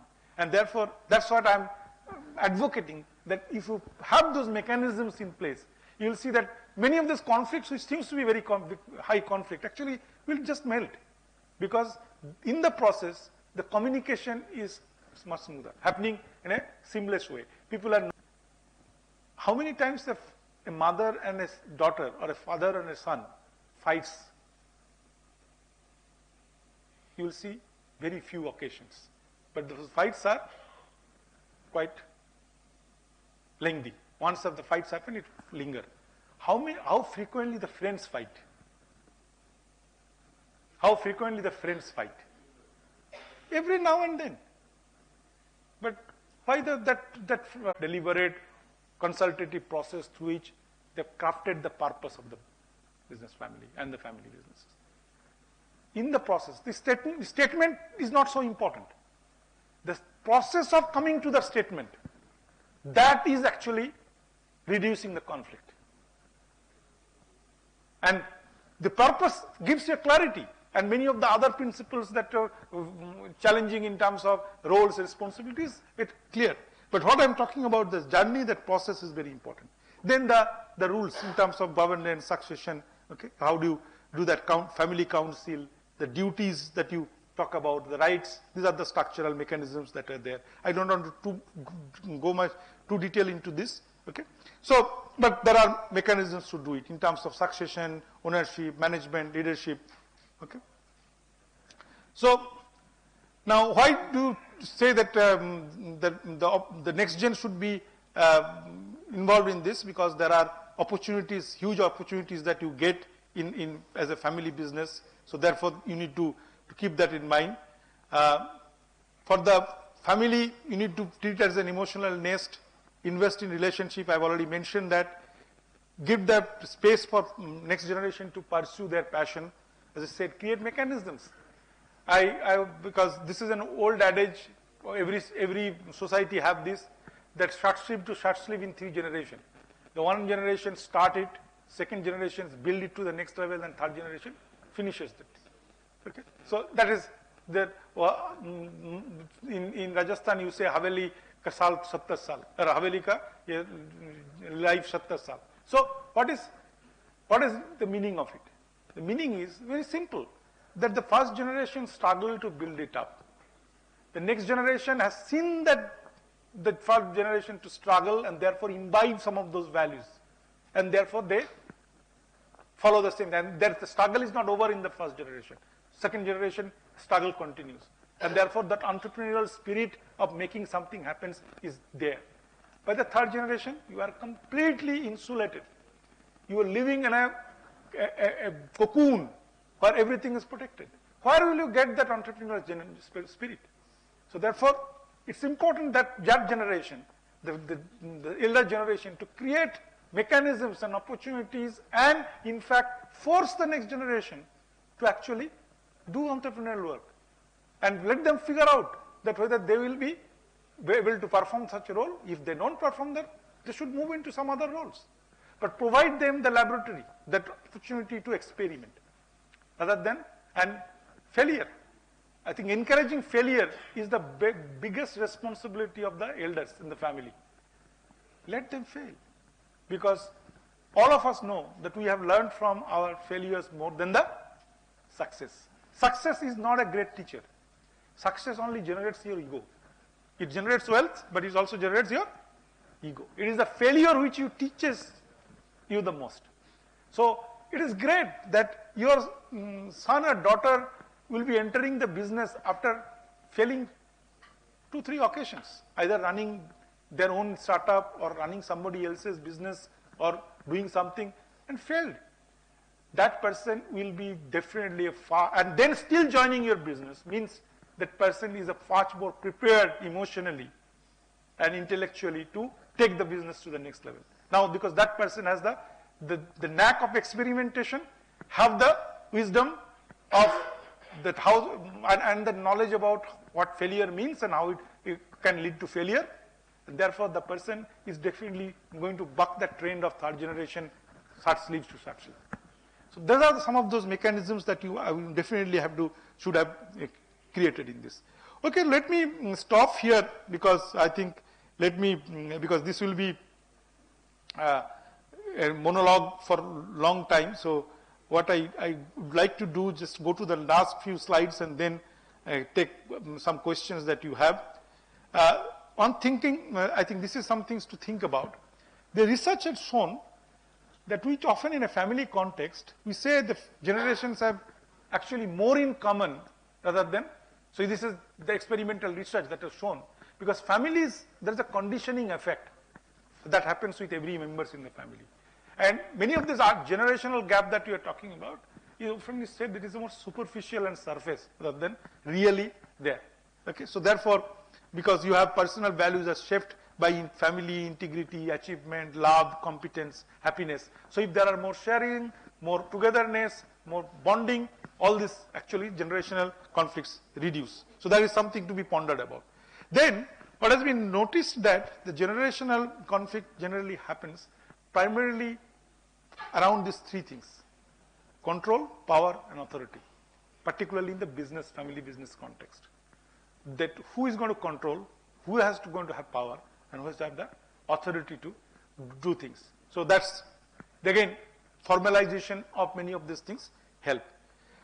We have the sculptures of our own destiny. We all know that, but as a family business, you definitely should chase business success. But as you said, that when you come up your own collective dream as a family, think bigger. Because if you look at the business families which have remained for generations, are the business families who have not just think about wealth. They have thought beyond economic wealth to something which will build their identity, to contribute to the society, create a lasting legacy of the family, which bind the family together. That provides the next generation as an anchor point to basically get rooted. It also works negatively for them, because if they are anchored, as a conversation I was mentioning, that if you are anchored means your certain risk-taking abilities are curbed, because you have that extra responsibility and burden to not to do things which are can harm the legacy or identity of the family. Why do you think, did you notice that immigrants are the most successful entrepreneurs in any societies in the world? Why? Why immigrants are more successful? Because immigrants have no anchor. They can do many things which they would not have done while in this process. There are people from India who used to go study abroad, from very wealthy, very educated family, and at home when they are, they don't even touch, do any say normal routine work at home. They go and do menial work in restaurants. Go and do the gardening, sweeping for few extra dollars with no inhibition. Why? Because in that context, nobody knows them. So therefore, that anchor goes. So that restricts certain activities, certain freedom. But it also, the anchor provides the sense of responsibility to actually do something meaningful and bigger. So provide that anchor, and that something which is to be very important. As I was mentioning, that we at the Thomas Midani from Center at ISB, we have a mission. We are a same dream that you as business families or family businesses have, to actually grow family businesses, make family business even more contributing to the building of Indian nation. So therefore, we like to work together and strengthen and grow these family businesses together. Okay. Thank you and best wishes. This is my formal part of the conversation. So I'd like to have some questions, etc., whatever remaining time that you have. Thank you. Yes. Now you can sit and I think passing on the microphone will be good, because then everybody can listen to that question. Yeah, here. Introduce yourself, please. I'm Rinku Jain, BITS Pilani alumnus and an ISB alumnus as well. Wonderful. Yeah. So I had a question. Like some time back, you spoke about collectivism and individualism, and then under individualism, you put things like governance, strategy, and all under different heads. So we see in this generation, we see the Facebooks of the world or the Googles of the world doing very well, and a few family businesses also doing well. So do you think that in family businesses, like the different ladders that you have put, like governance or strategy or ownership, do you think even in family businesses it has to be structured the same way? I think you confuse between two issues. One is, when I said about collective versus individual society, that societal thoughts that are there prevailing, I'll come to that. But the other thing I was mentioning about evolution of ownership. As a family owner, there are multiple roles that you play. So as a family owners in the initial days of the family business, you are governor, you are strategist, you are operator, you are everything together. But as the business grows, as the business grows and becomes successful, as the family grows, you have an opportunity to play different kinds of roles. You can play just the ownership role. You can play, let's select that if you look at Ratan Tata, the Tatas, what role they are playing?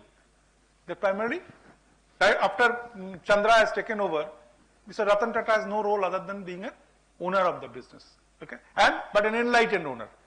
Enlightened owner in the sense that he is always putting Chandra and the Tata say management under checks and balances in terms of whether they are doing things following the legacy and the principles of the Tata family. Because I sit on the board, I know that everybody has to sign certain documents, and periodically that check has been coming up in terms of whether we are following those Tata values, Tata things, etc. But just an enlightened, responsible owner. No influence in the strategy, management, etc. That has been completely done by the professional. That's one kind of role. Other is what Mr. Mukesh Ambani is doing.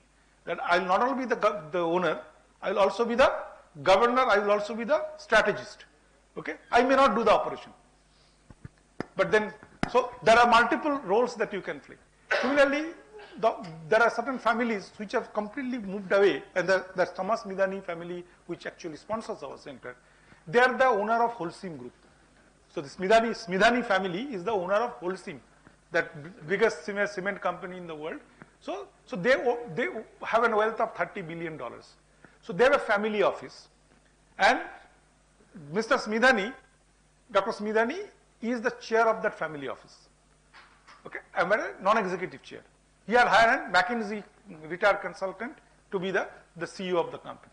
But they don't participate in any of the boards of the operating company. So none of the family members are part of any family company board. It is the professionals who are hired by the Smithani family as part of family office, they do it. Okay. So these are the different forms with which your family businesses can evolve and families can play a role. So it's entirely life cycle stage of the family business, and also the scale and also the aspiration, because there are certain families or the certain members of the families or generation of the families don't see excitement in running businesses. They don't have the expertise in running businesses, but they have the inclination to grow the legacy and the identity of the family. And for that, wealth creation and income generation is important. So therefore, they'll allow the professionals to run. So that was the point I was talking about, different roles. And those roles, again, you have to see it and your stage of the business and the family's composition, and you decide that. On the other side, I was talking about the collectivism versus individualism, because the societies like the US, which are a society driven by migrants. So if you look at the history of US, 400 years ago, there is nothing called US. Okay? So only in the 300 years, the US has come. And how US has come? It is basically first those Tadipars from Europe gone there, settled there, and then of course some of the other business people, etc., are moved in. So, but it is primarily immigrants. And when you go as an immigrant, you normally don't go as an immigrant as a family. There is a lot of individualism. And therefore, if you look at the US Constitution, the way they work, the principles, the policies, the thing are around individual freedom, individual expressions. Whereas societies like India, right from the very beginning, in the whole concept of family, the Vedic and other kind of thing, this is where individualism is subjugated. Always collectivism. Family as a unit, and benefit of the family comes first over individual benefit. So these two are very different. And that's what I'm saying, that we are kind of in a situation where a khichdi of both. Our education that we are imparting is on individualism. What we get as a vibe in the society, right, and particularly the kind of, communities that you belong, but family traditions are very critical. Now a younger generation who are into that flux, they get a very different kind of education in the formal level and very different kind of thing in the family level. And you have to understand, a child has to use or assimilate all these kinds of information and develop his or her own understanding, which is not easy. We need to be recognizing that aspect of it. And can you, as an individual family, can you change it? No. As an individual, can you change it? No. So you have to, but we can be cognizant and make our policies keeping those things in mind. That was the point I was highlighting. Okay. Yes.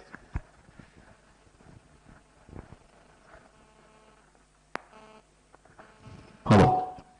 Sure. One of the point to be is that when in a family business, when you have different stakeholders who come together because you are family, you have different individualities, different ideas. So how do you motivate them to work together for the common purpose? Because each one has different. We are not choosing them to be together. They come because they are a family. So they all have different individualities, different ideas. So one point is how to motivate them to work together for the common goal and not create that, polarity or what differences, and work for the common business goals. So the simple, for of you as a friend, or 4 or 5, whatever, in your school or college, have you gone for a picnic or some sightseeing together? Have you gone? So how many choices were there to whether you will go for a trekking to Himalayas or whether you go to some other place? There are so many choices. How did you decide which one you will go? You must have gone to one destination. How did you decide? So you develop a common interest. Yes, so there is a meeting ground. There has to be a common. So when you talk about a purpose is a meeting ground for everybody's alignment. So, and how does it happen? Through discussion. That's why I'm saying the formal mechanism, that people articulate their aspiration, what they want to be, and then you see what is common coming.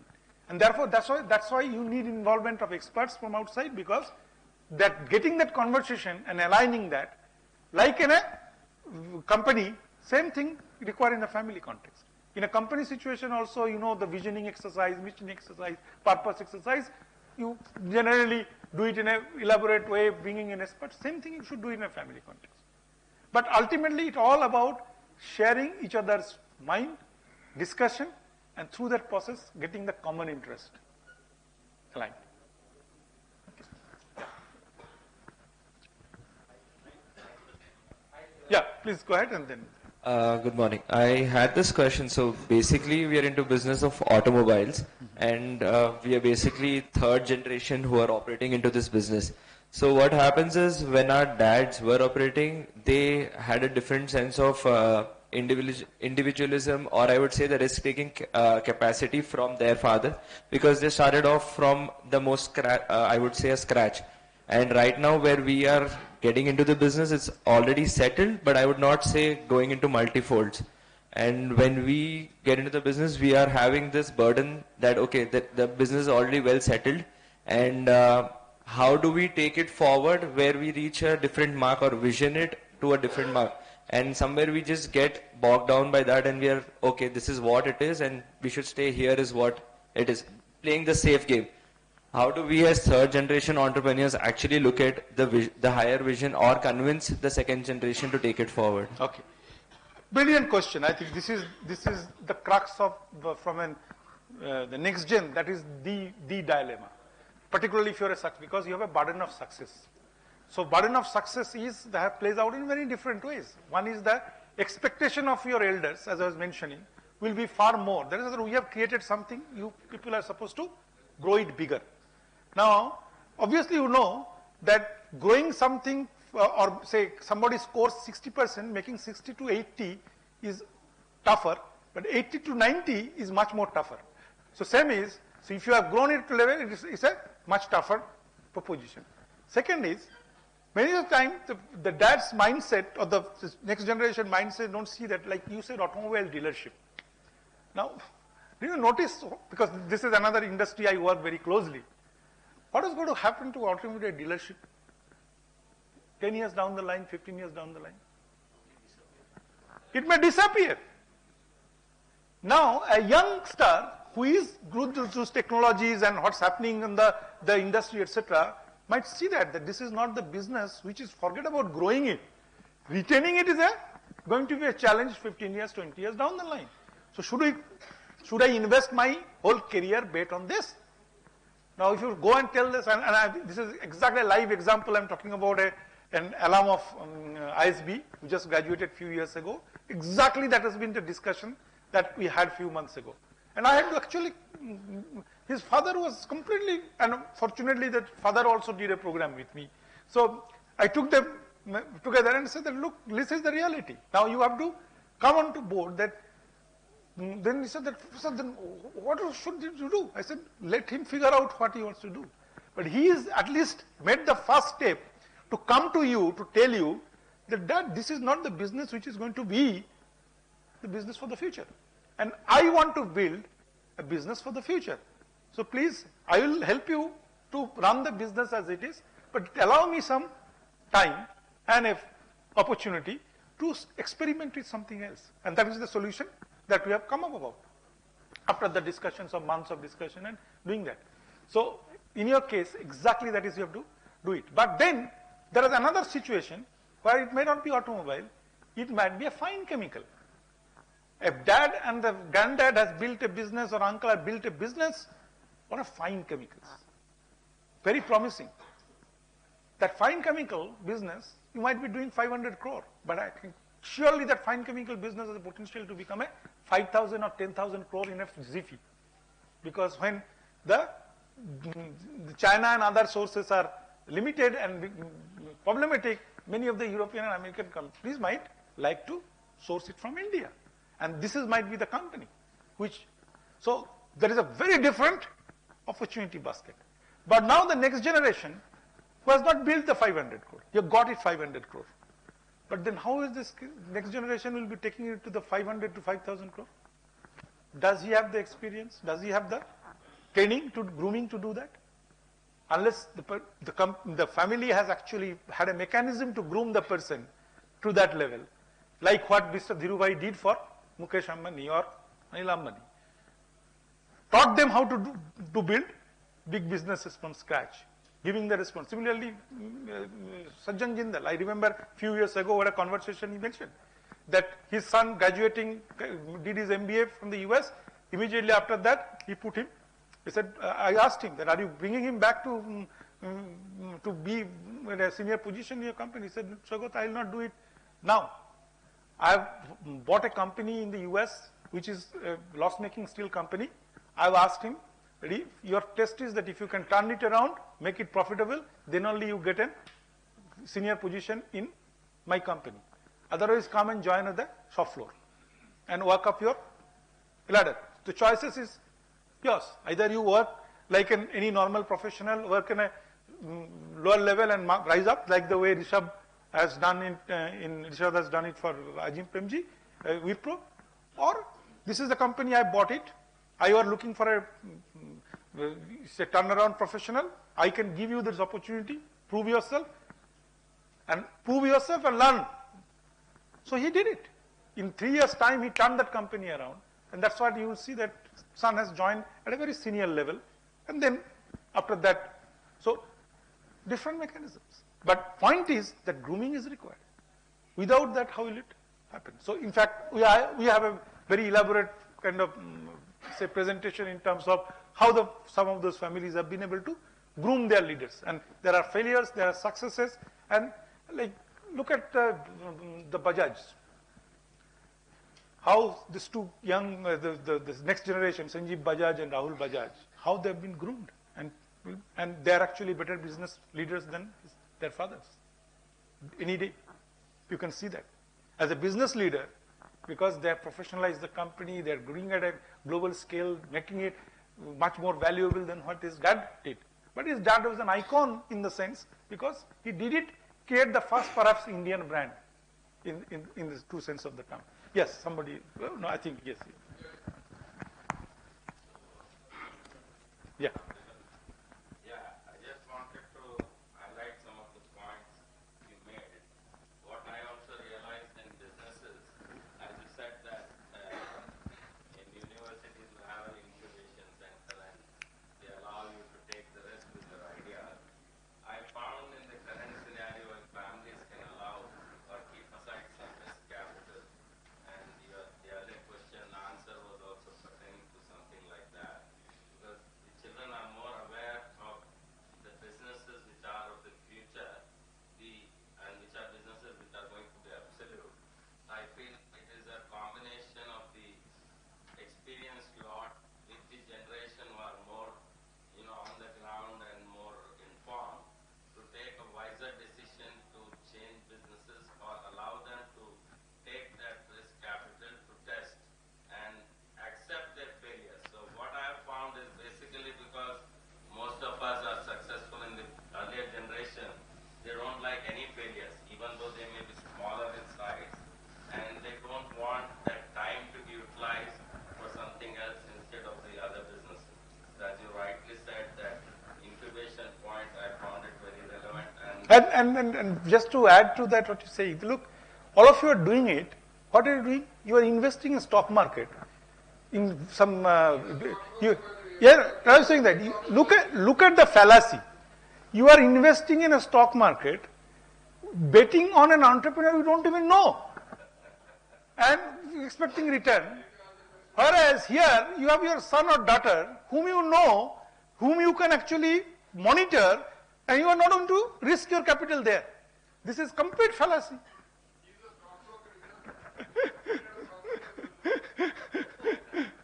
Okay. I think somebody, so if you have a question, then otherwise somebody. Yeah. Yeah. Yes.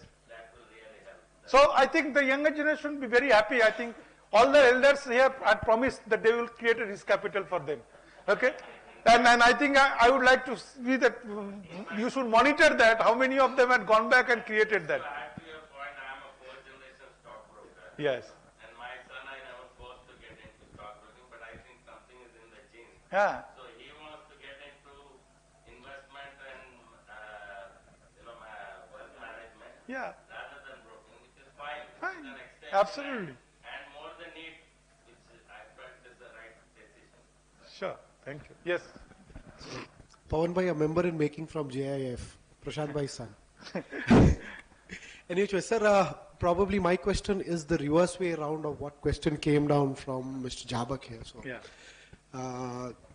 Mr. Parak, I'm sorry. So, grooming, as you said, that the second generation always goes into that grooming, and then because, as you said, that businesses grow and there's a lot of emotions and nostalgia attached when success comes into place.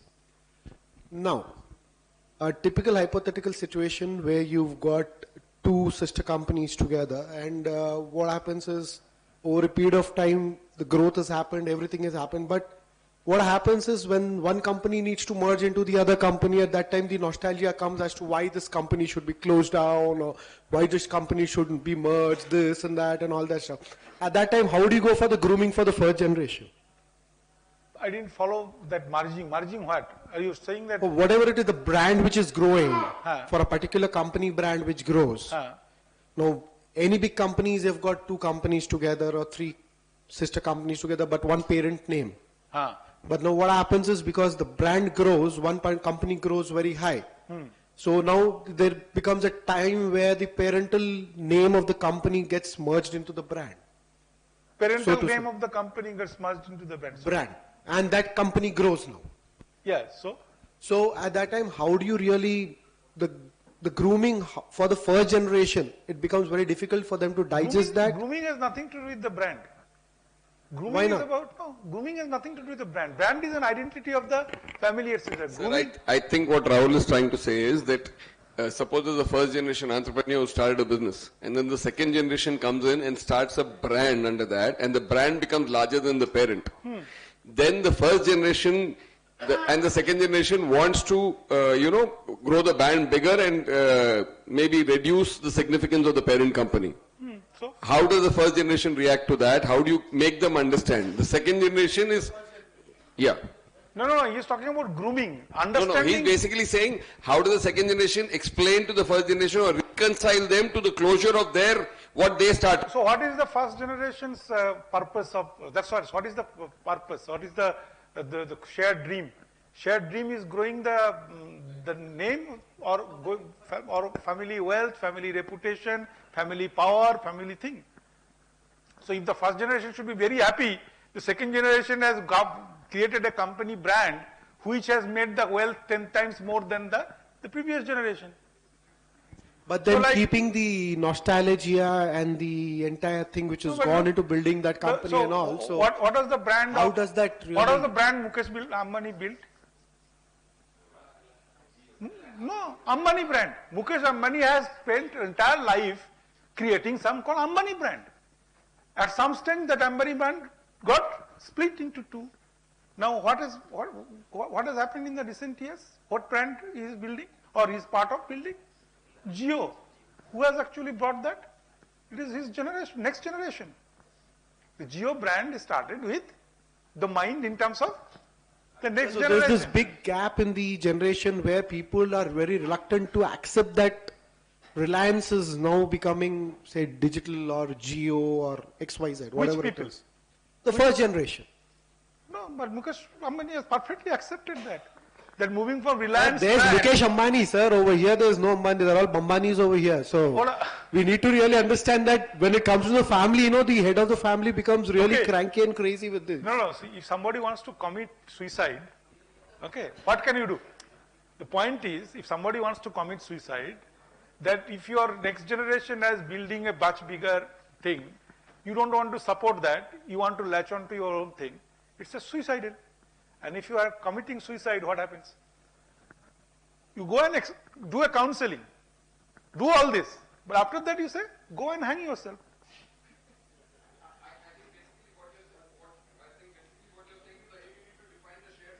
Absolutely. So it's a process, it's a communication, and I believe that anybody who has built a brand or whatever level success are not such unreasonable people. It is, see, that's what whatever you build, there is an ego that gets built with that. Now, how do you actually suppress your ego? One is, of course, spirituality, which helps you to suppress your ego. Other is this common conversations. Through the conversation, you see the larger meaning of it. Okay? And that's why I would say next generation has a more responsibility. That's what I always see, that if you want to deviate from a path which your elder generation has built, and you are deviating from a path with the risk capital of the elder generation, you have the extra, say, responsibility to convince the older generation. Because older generation is coming from that vintage position where they have built something to lose. You have nothing built yet, but you have everything to lose. So therefore, you have that extra responsibility to do that. But that cannot happen by lecturing. That cannot happen by posturing. That can only happen through communication and exchange of ideas, thoughts, and it's a slow process. It doesn't happen that I make a PowerPoint presentation and my elder generation will be convinced. It doesn't happen. So you're basically telling the older generation here that they need to be more realistic and be more open to the younger generation's ideas. Absolutely. Conflict management probably comes from the older generation, not the younger ones. No, both. Because, both. The older generation is more stubborn. They've been there for 2-3 decades. I'm not saying that. Okay, you're not saying older that. generations have more egos. Ego, but okay. stubborn can be the younger generation is equally stubborn. Because they are stubborn on their ideas which might be half-baked. But they think they know it all. Like my son will say, Daddy, you don't know. Come on, yeah. On something that you will say that you don't know, which he is in his making baby steps. I have made 100 steps on that. But I still listen to it and I said, yeah, perhaps I don't know. Please explain to me. Same thing. So stubbornness can happen everywhere. Yeah, As I said, child are egoless, but they are very stubborn. You see that one child who is nahi khaunga. Very stubborn. So stubbornness is not the issue. That is personality characteristics. Ego, yes. Yeah, younger generation has lesser ego and should be have a lesser ego. Because when you have a lesser ego, you can make that extra attempt to convince again and again and again. Whereas the elder generation has the problem. And this is where I say that a great teacher versus an ordinary teacher, difference is the great teacher has been able to develop the ability to reduce his or her ego. Because as a great teacher, you have to be open to explain to your student 100 times. You should be open. Because questions or the doubts can be there and you have to go on making an attempt to do that. But most often than not, teachers also develop ego. So therefore, समझ में नहीं आया डाफारो चलो निकलो. So that is not not the right thing. Similarly, younger generation, I am saying that you have to explain, and particularly the ideas which are more modern ideas, which are more futuristic ideas. That the younger generation has more responsibility to educate the previous elder generation, because they have the legitimate anxiety that we have not seen this. We have seen other things, but we have not seen this, and you are betting your big bets on this. I have to put money. I have to put the entire family at stake. I have to be convinced. And by the way, I think when he said the dads or parents are far, I'll say, easier nuts to crack than the venture capitalists or private equity investors. And that's the reason I am saying that make every kids to go through that process, let them go through that, make 75 presentation to 75 venture capitalists, come back without a money, then they will say that, oh, what it is. So it's education, that's the grooming part. That is the grooming part I'm referring to. Yeah. Here is one question of comparison in a family business. Say there are two brothers. One is doing very well, another one is struggling. To in a family business, how to tackle this situation? So one is, that's right, one is a business, other is family. No, both are in business. One is doing very good. No, but there is something called family as a social unit and there is a business as a separate unit. Correct. So when you combine business and family together, you have this dilemma. So brothers, when they come home, they're equal. Now, here's the comparison. See, basically, comparison. Of course the comparison will be there. Forget about business. Two siblings, one is always comes first in the class, other is barely passes the exam. Don't you have comparison? Comparison hai kya nahi? Comparison will be there. This comparison is killing family business nowadays. That means I mean to say this. That's what I'm saying. Family and business, when it gets merged, when the family's problem get into business and business problem get into family, then what you are saying is right. So, what I'm just saying that think it two separate boxes, okay? Have formal mechanism so that this family issues are settled at a family forum, family level. Business issues are done at a business level. Don't confuse the two. Because it might be the case, and there are situations like that there are three brothers. The youngest brother is the most competent person to lead the company. Okay? Click. I'll just put that. You see?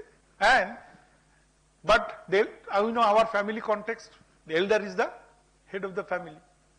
Now if you take that principle, elder is the head of the family, and therefore business should be led by the elder in the family. What are you doing? You are killing the business. So enlightened family will do what? Family will be continued to be headed by the elder brother. Business will be led by the youngest brother. Because he is the most competent person to lead the business. That is the principle I am talking about. Separating the business decisions and family decisions. It's tough, but when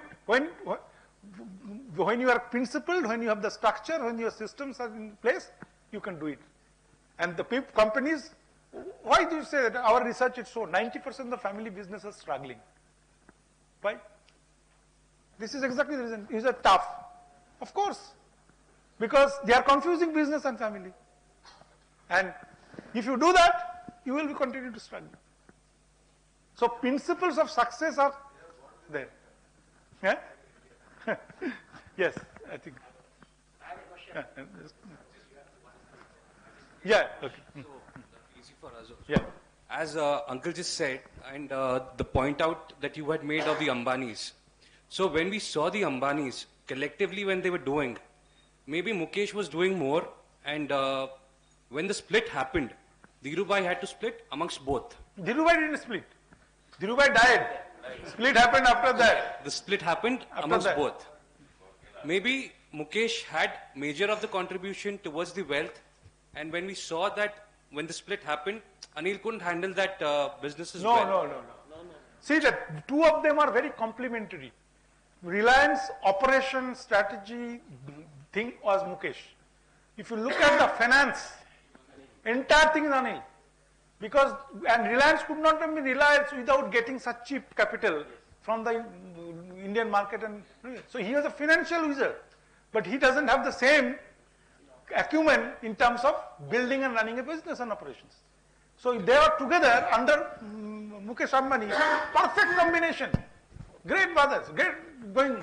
But when they're separated, obviously this comes. So just taking this forward, supposing like we have 3 brothers or 4 brothers, but you obviously have 1 or 2 who are performing very well amongst the business and 2 who are comparatively on a weaker side. Now, when you appoint someone, you always have a choice to let them go. I mean, you see them for a year or two, and then you have a choice to let them go. But in family businesses, you're somehow bound by the family bonding, or maybe there are always times ki हाँ ठीक है मेरा भाई है, I'll take care of it. But then you have too much. You take care of what? Take care of the brother. However he's yeah, performing, take care of brother. it. But what about the business? Yeah, that's what I'm trying to come. Because brother को take care करो. But brother business take care नहीं कर पा रहा है. उनको मुक्ति दो. Because that how is do why how do you take that tough decision? How do you take that tough decision कि उनको मुक्ति दो? Because if you think business, if you say the business is important, success of the business is important, you take the decision on business. But don't throw your brother out. He gets the compensation. So there is something you have to understand. Running a business as a leader or as an operating leader is for the interest of the business. But the wealth that you get out of that business is your brother has equal share. That's fine. So who is doing operation and who is not doing operation doesn't determine what wealth you get. Income maybe, because if you are a CEO of a company, you get a salary. That's income. So right is not on the income. Right is on the wealth. And if you are absolutely, that's why socialistic. Family context, you have to be socialist. Everybody has equal stake on the wealth. But if somebody is good at business, ask him or her to do that. If somebody is not good at it, ask him to do some other role in the family. Why you do get into business? Because that you are harming the entire family's wealth. And in the family's wealth means that person's wealth as well. So if you are following a certain principle clearly, it's important to, on matters of thinking clearly, not thinking only through the heart. Heart comes in when you are coming into family. In the business, you think to your head. Because otherwise you are harming the family. Okay. So traditions and innovations, like I'm talking about, traditions have always been a barrier in innovations, right? So I just wanted to ask you how to break the communication gap between the first generation and the second generation, because first generation always believes in the traditions and they have been continuing the legacy. And I being, I'm into iron and steel business, I've joined my father's legacy in the same business. So there is a communication gap always. We always want to have innovative things and see that the work what we do is simple. But always the traditions come and we are not able to do it. So how to fill the gap? Okay. So if you look at, every tradition has a rationale. Why a tradition is built, there is a logic, there is a rationality. Most often than not, what happened, we follow the traditions without understanding why the tradition is being followed. So when you get into a conversation to understand why this tradition is being built, either way, the common understanding will be developing the rationality part of it. And if that rationality or the logic behind the tradition has outlived its contextual relevance, or it is not contextually fitting anymore, then what happens? If there is a common understanding, the other person will also understand that this tradition is only holding you back. But if you see that the logic is still relevant, then the other person will understand that I am actually unnecessarily getting away from tradition without understanding why this tradition exists. So again, it's all about having a very, say, regular conversation, discussion, and going into the real issues behind it. Because then only it will happen. So communication, again, the same point. Because if you are having a clear communication on that, it will be resolved. Professor.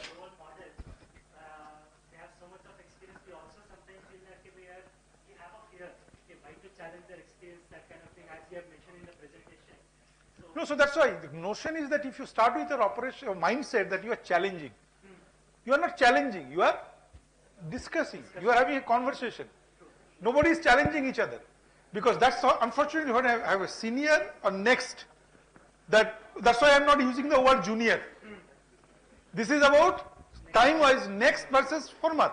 So there is no hierarchy there. Hierarchy, you are building it into it.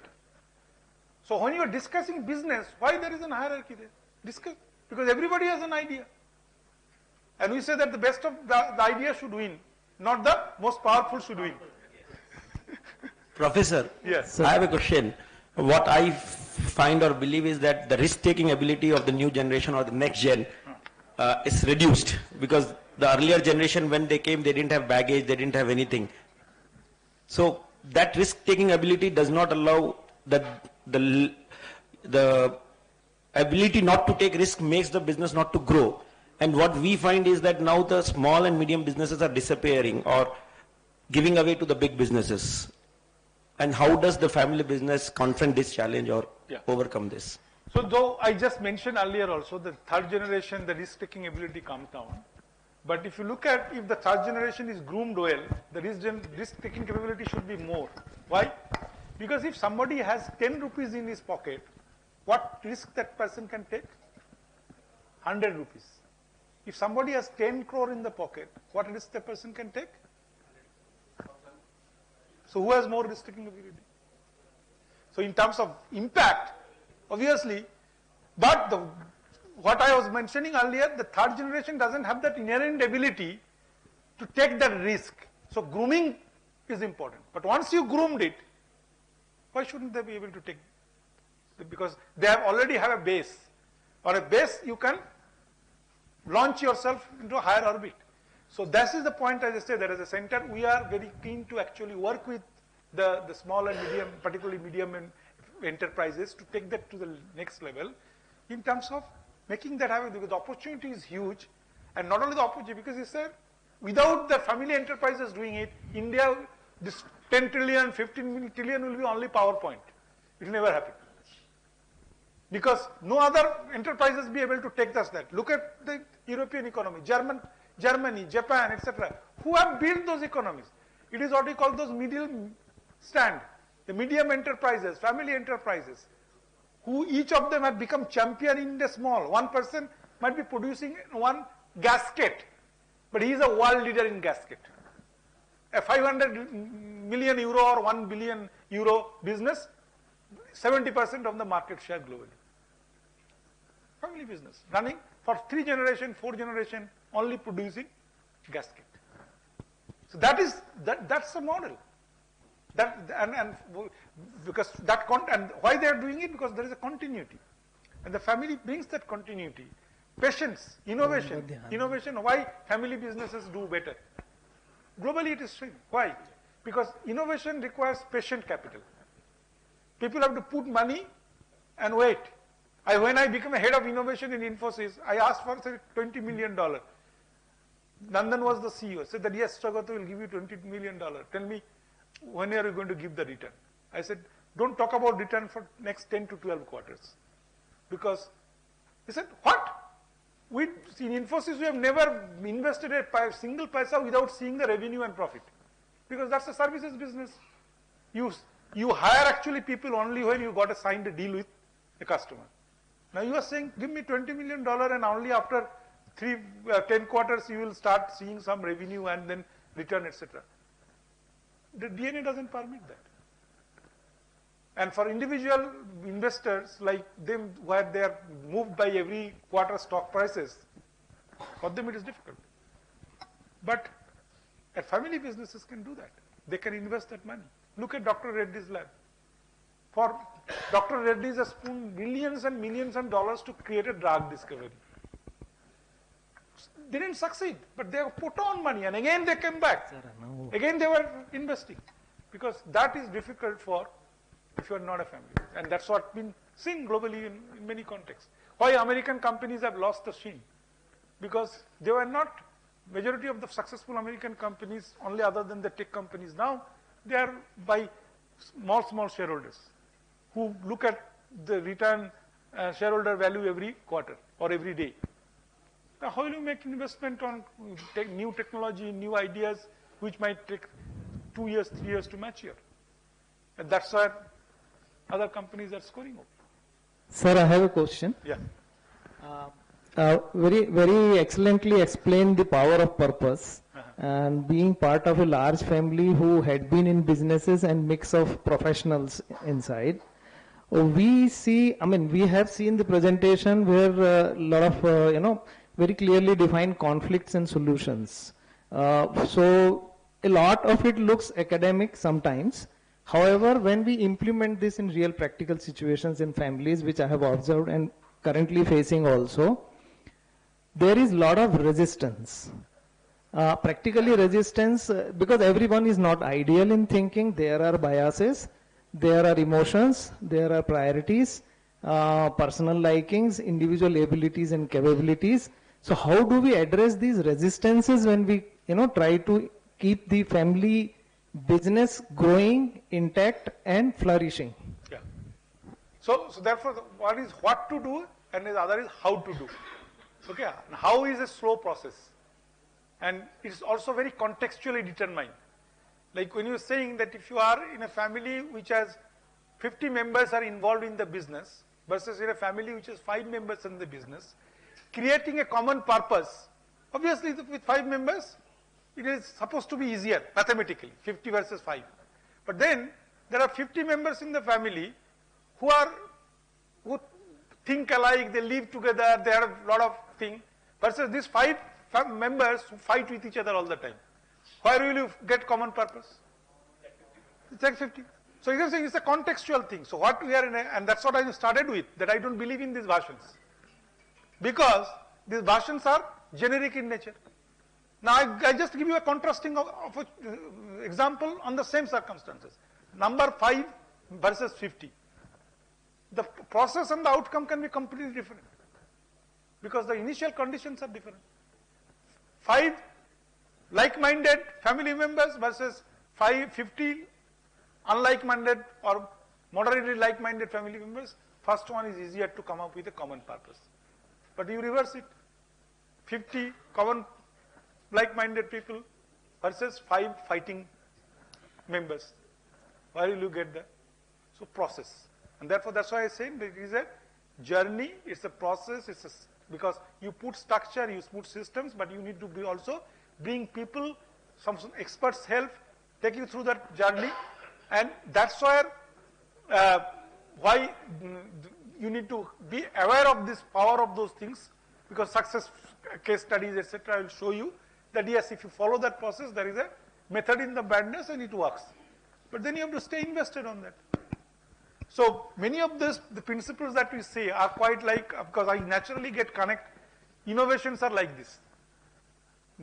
9 out of 10 executives are not comfortable putting money in innovation. Why?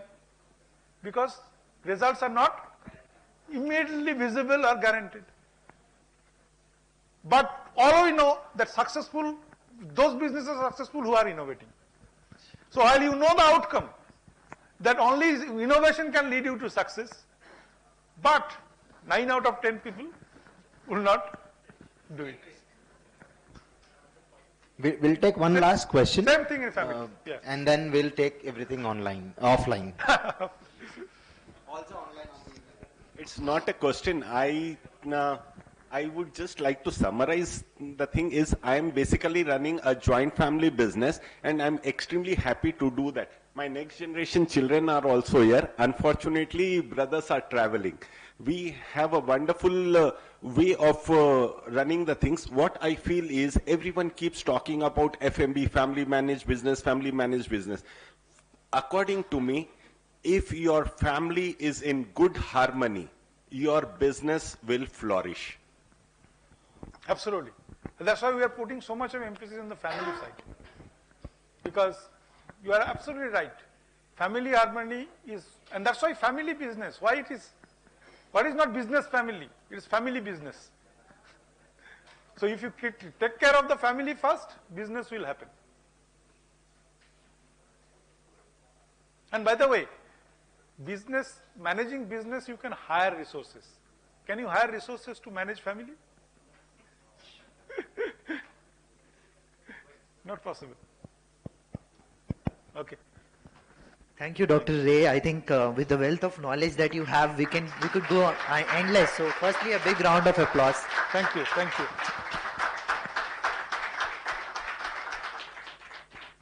Right. We would have loved talking to you more, and we will look forward to it offline through various channels, just how Ankit mentioned.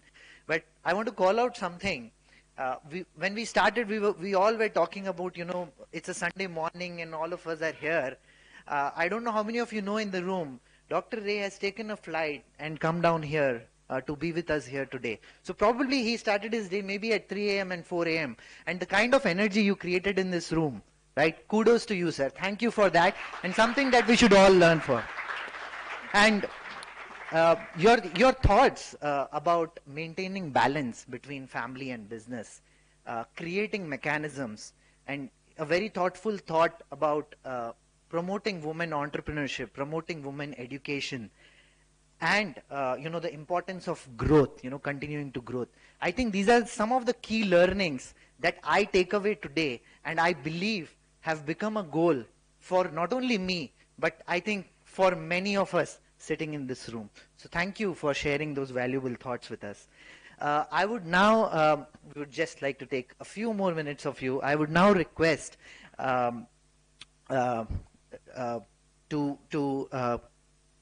Kankaria to please come on the dais. Kushalji Kankaria, Manojji Dugad, Sushilji Sancheti, Pareshji, B.L. Bhandariji, and Anilji Oswal to please come forward and felicitate our speaker for today.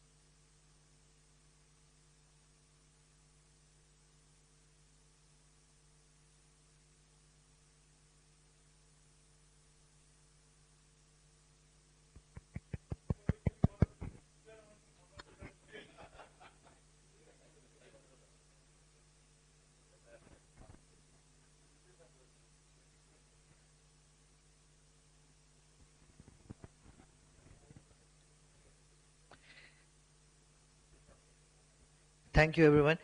Next, I invite Ankit Jain from Youth Wing to please come forward and present the vote of thanks.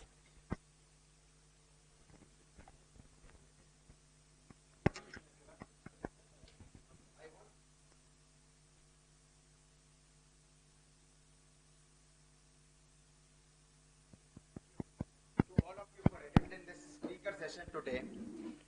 Your presence has made this event a huge success. I would like to specially thank Dr. Ray for sharing his valuable insights and expertise with us. Your words have truly inspired and motivated us. My sincere gratitude to Shri Manojji Duggar, Shri Kushalji Kankaria. I want to thank successful. Thank you once again for being here. I would like to thank Anirudh for forward so smoothly. Thank you, everyone.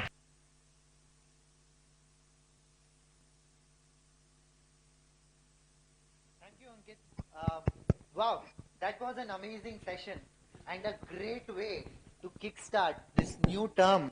Every minute of time spent today on a Sunday morning, and we can't wait, for the next session. Take a moment. National anthem.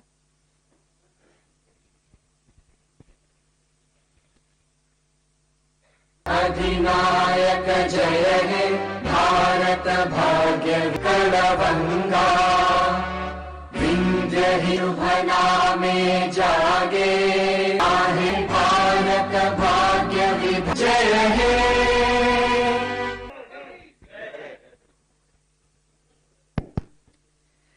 Thank you, and with this we conclude the session. And before we NSR Infra, Sriram Spinning, Kothari Group, SPM Cable, Vidyut Electricals, Mahavir Motors, Rishabh Construction, Keshri TMT, Autofin Limited, and Victory Photo Studio.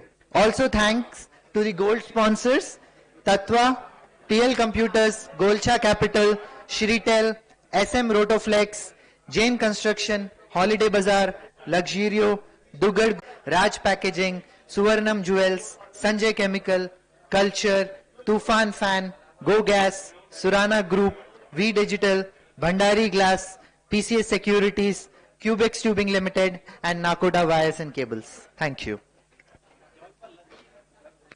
Request everyone in the room to please join us for lunch.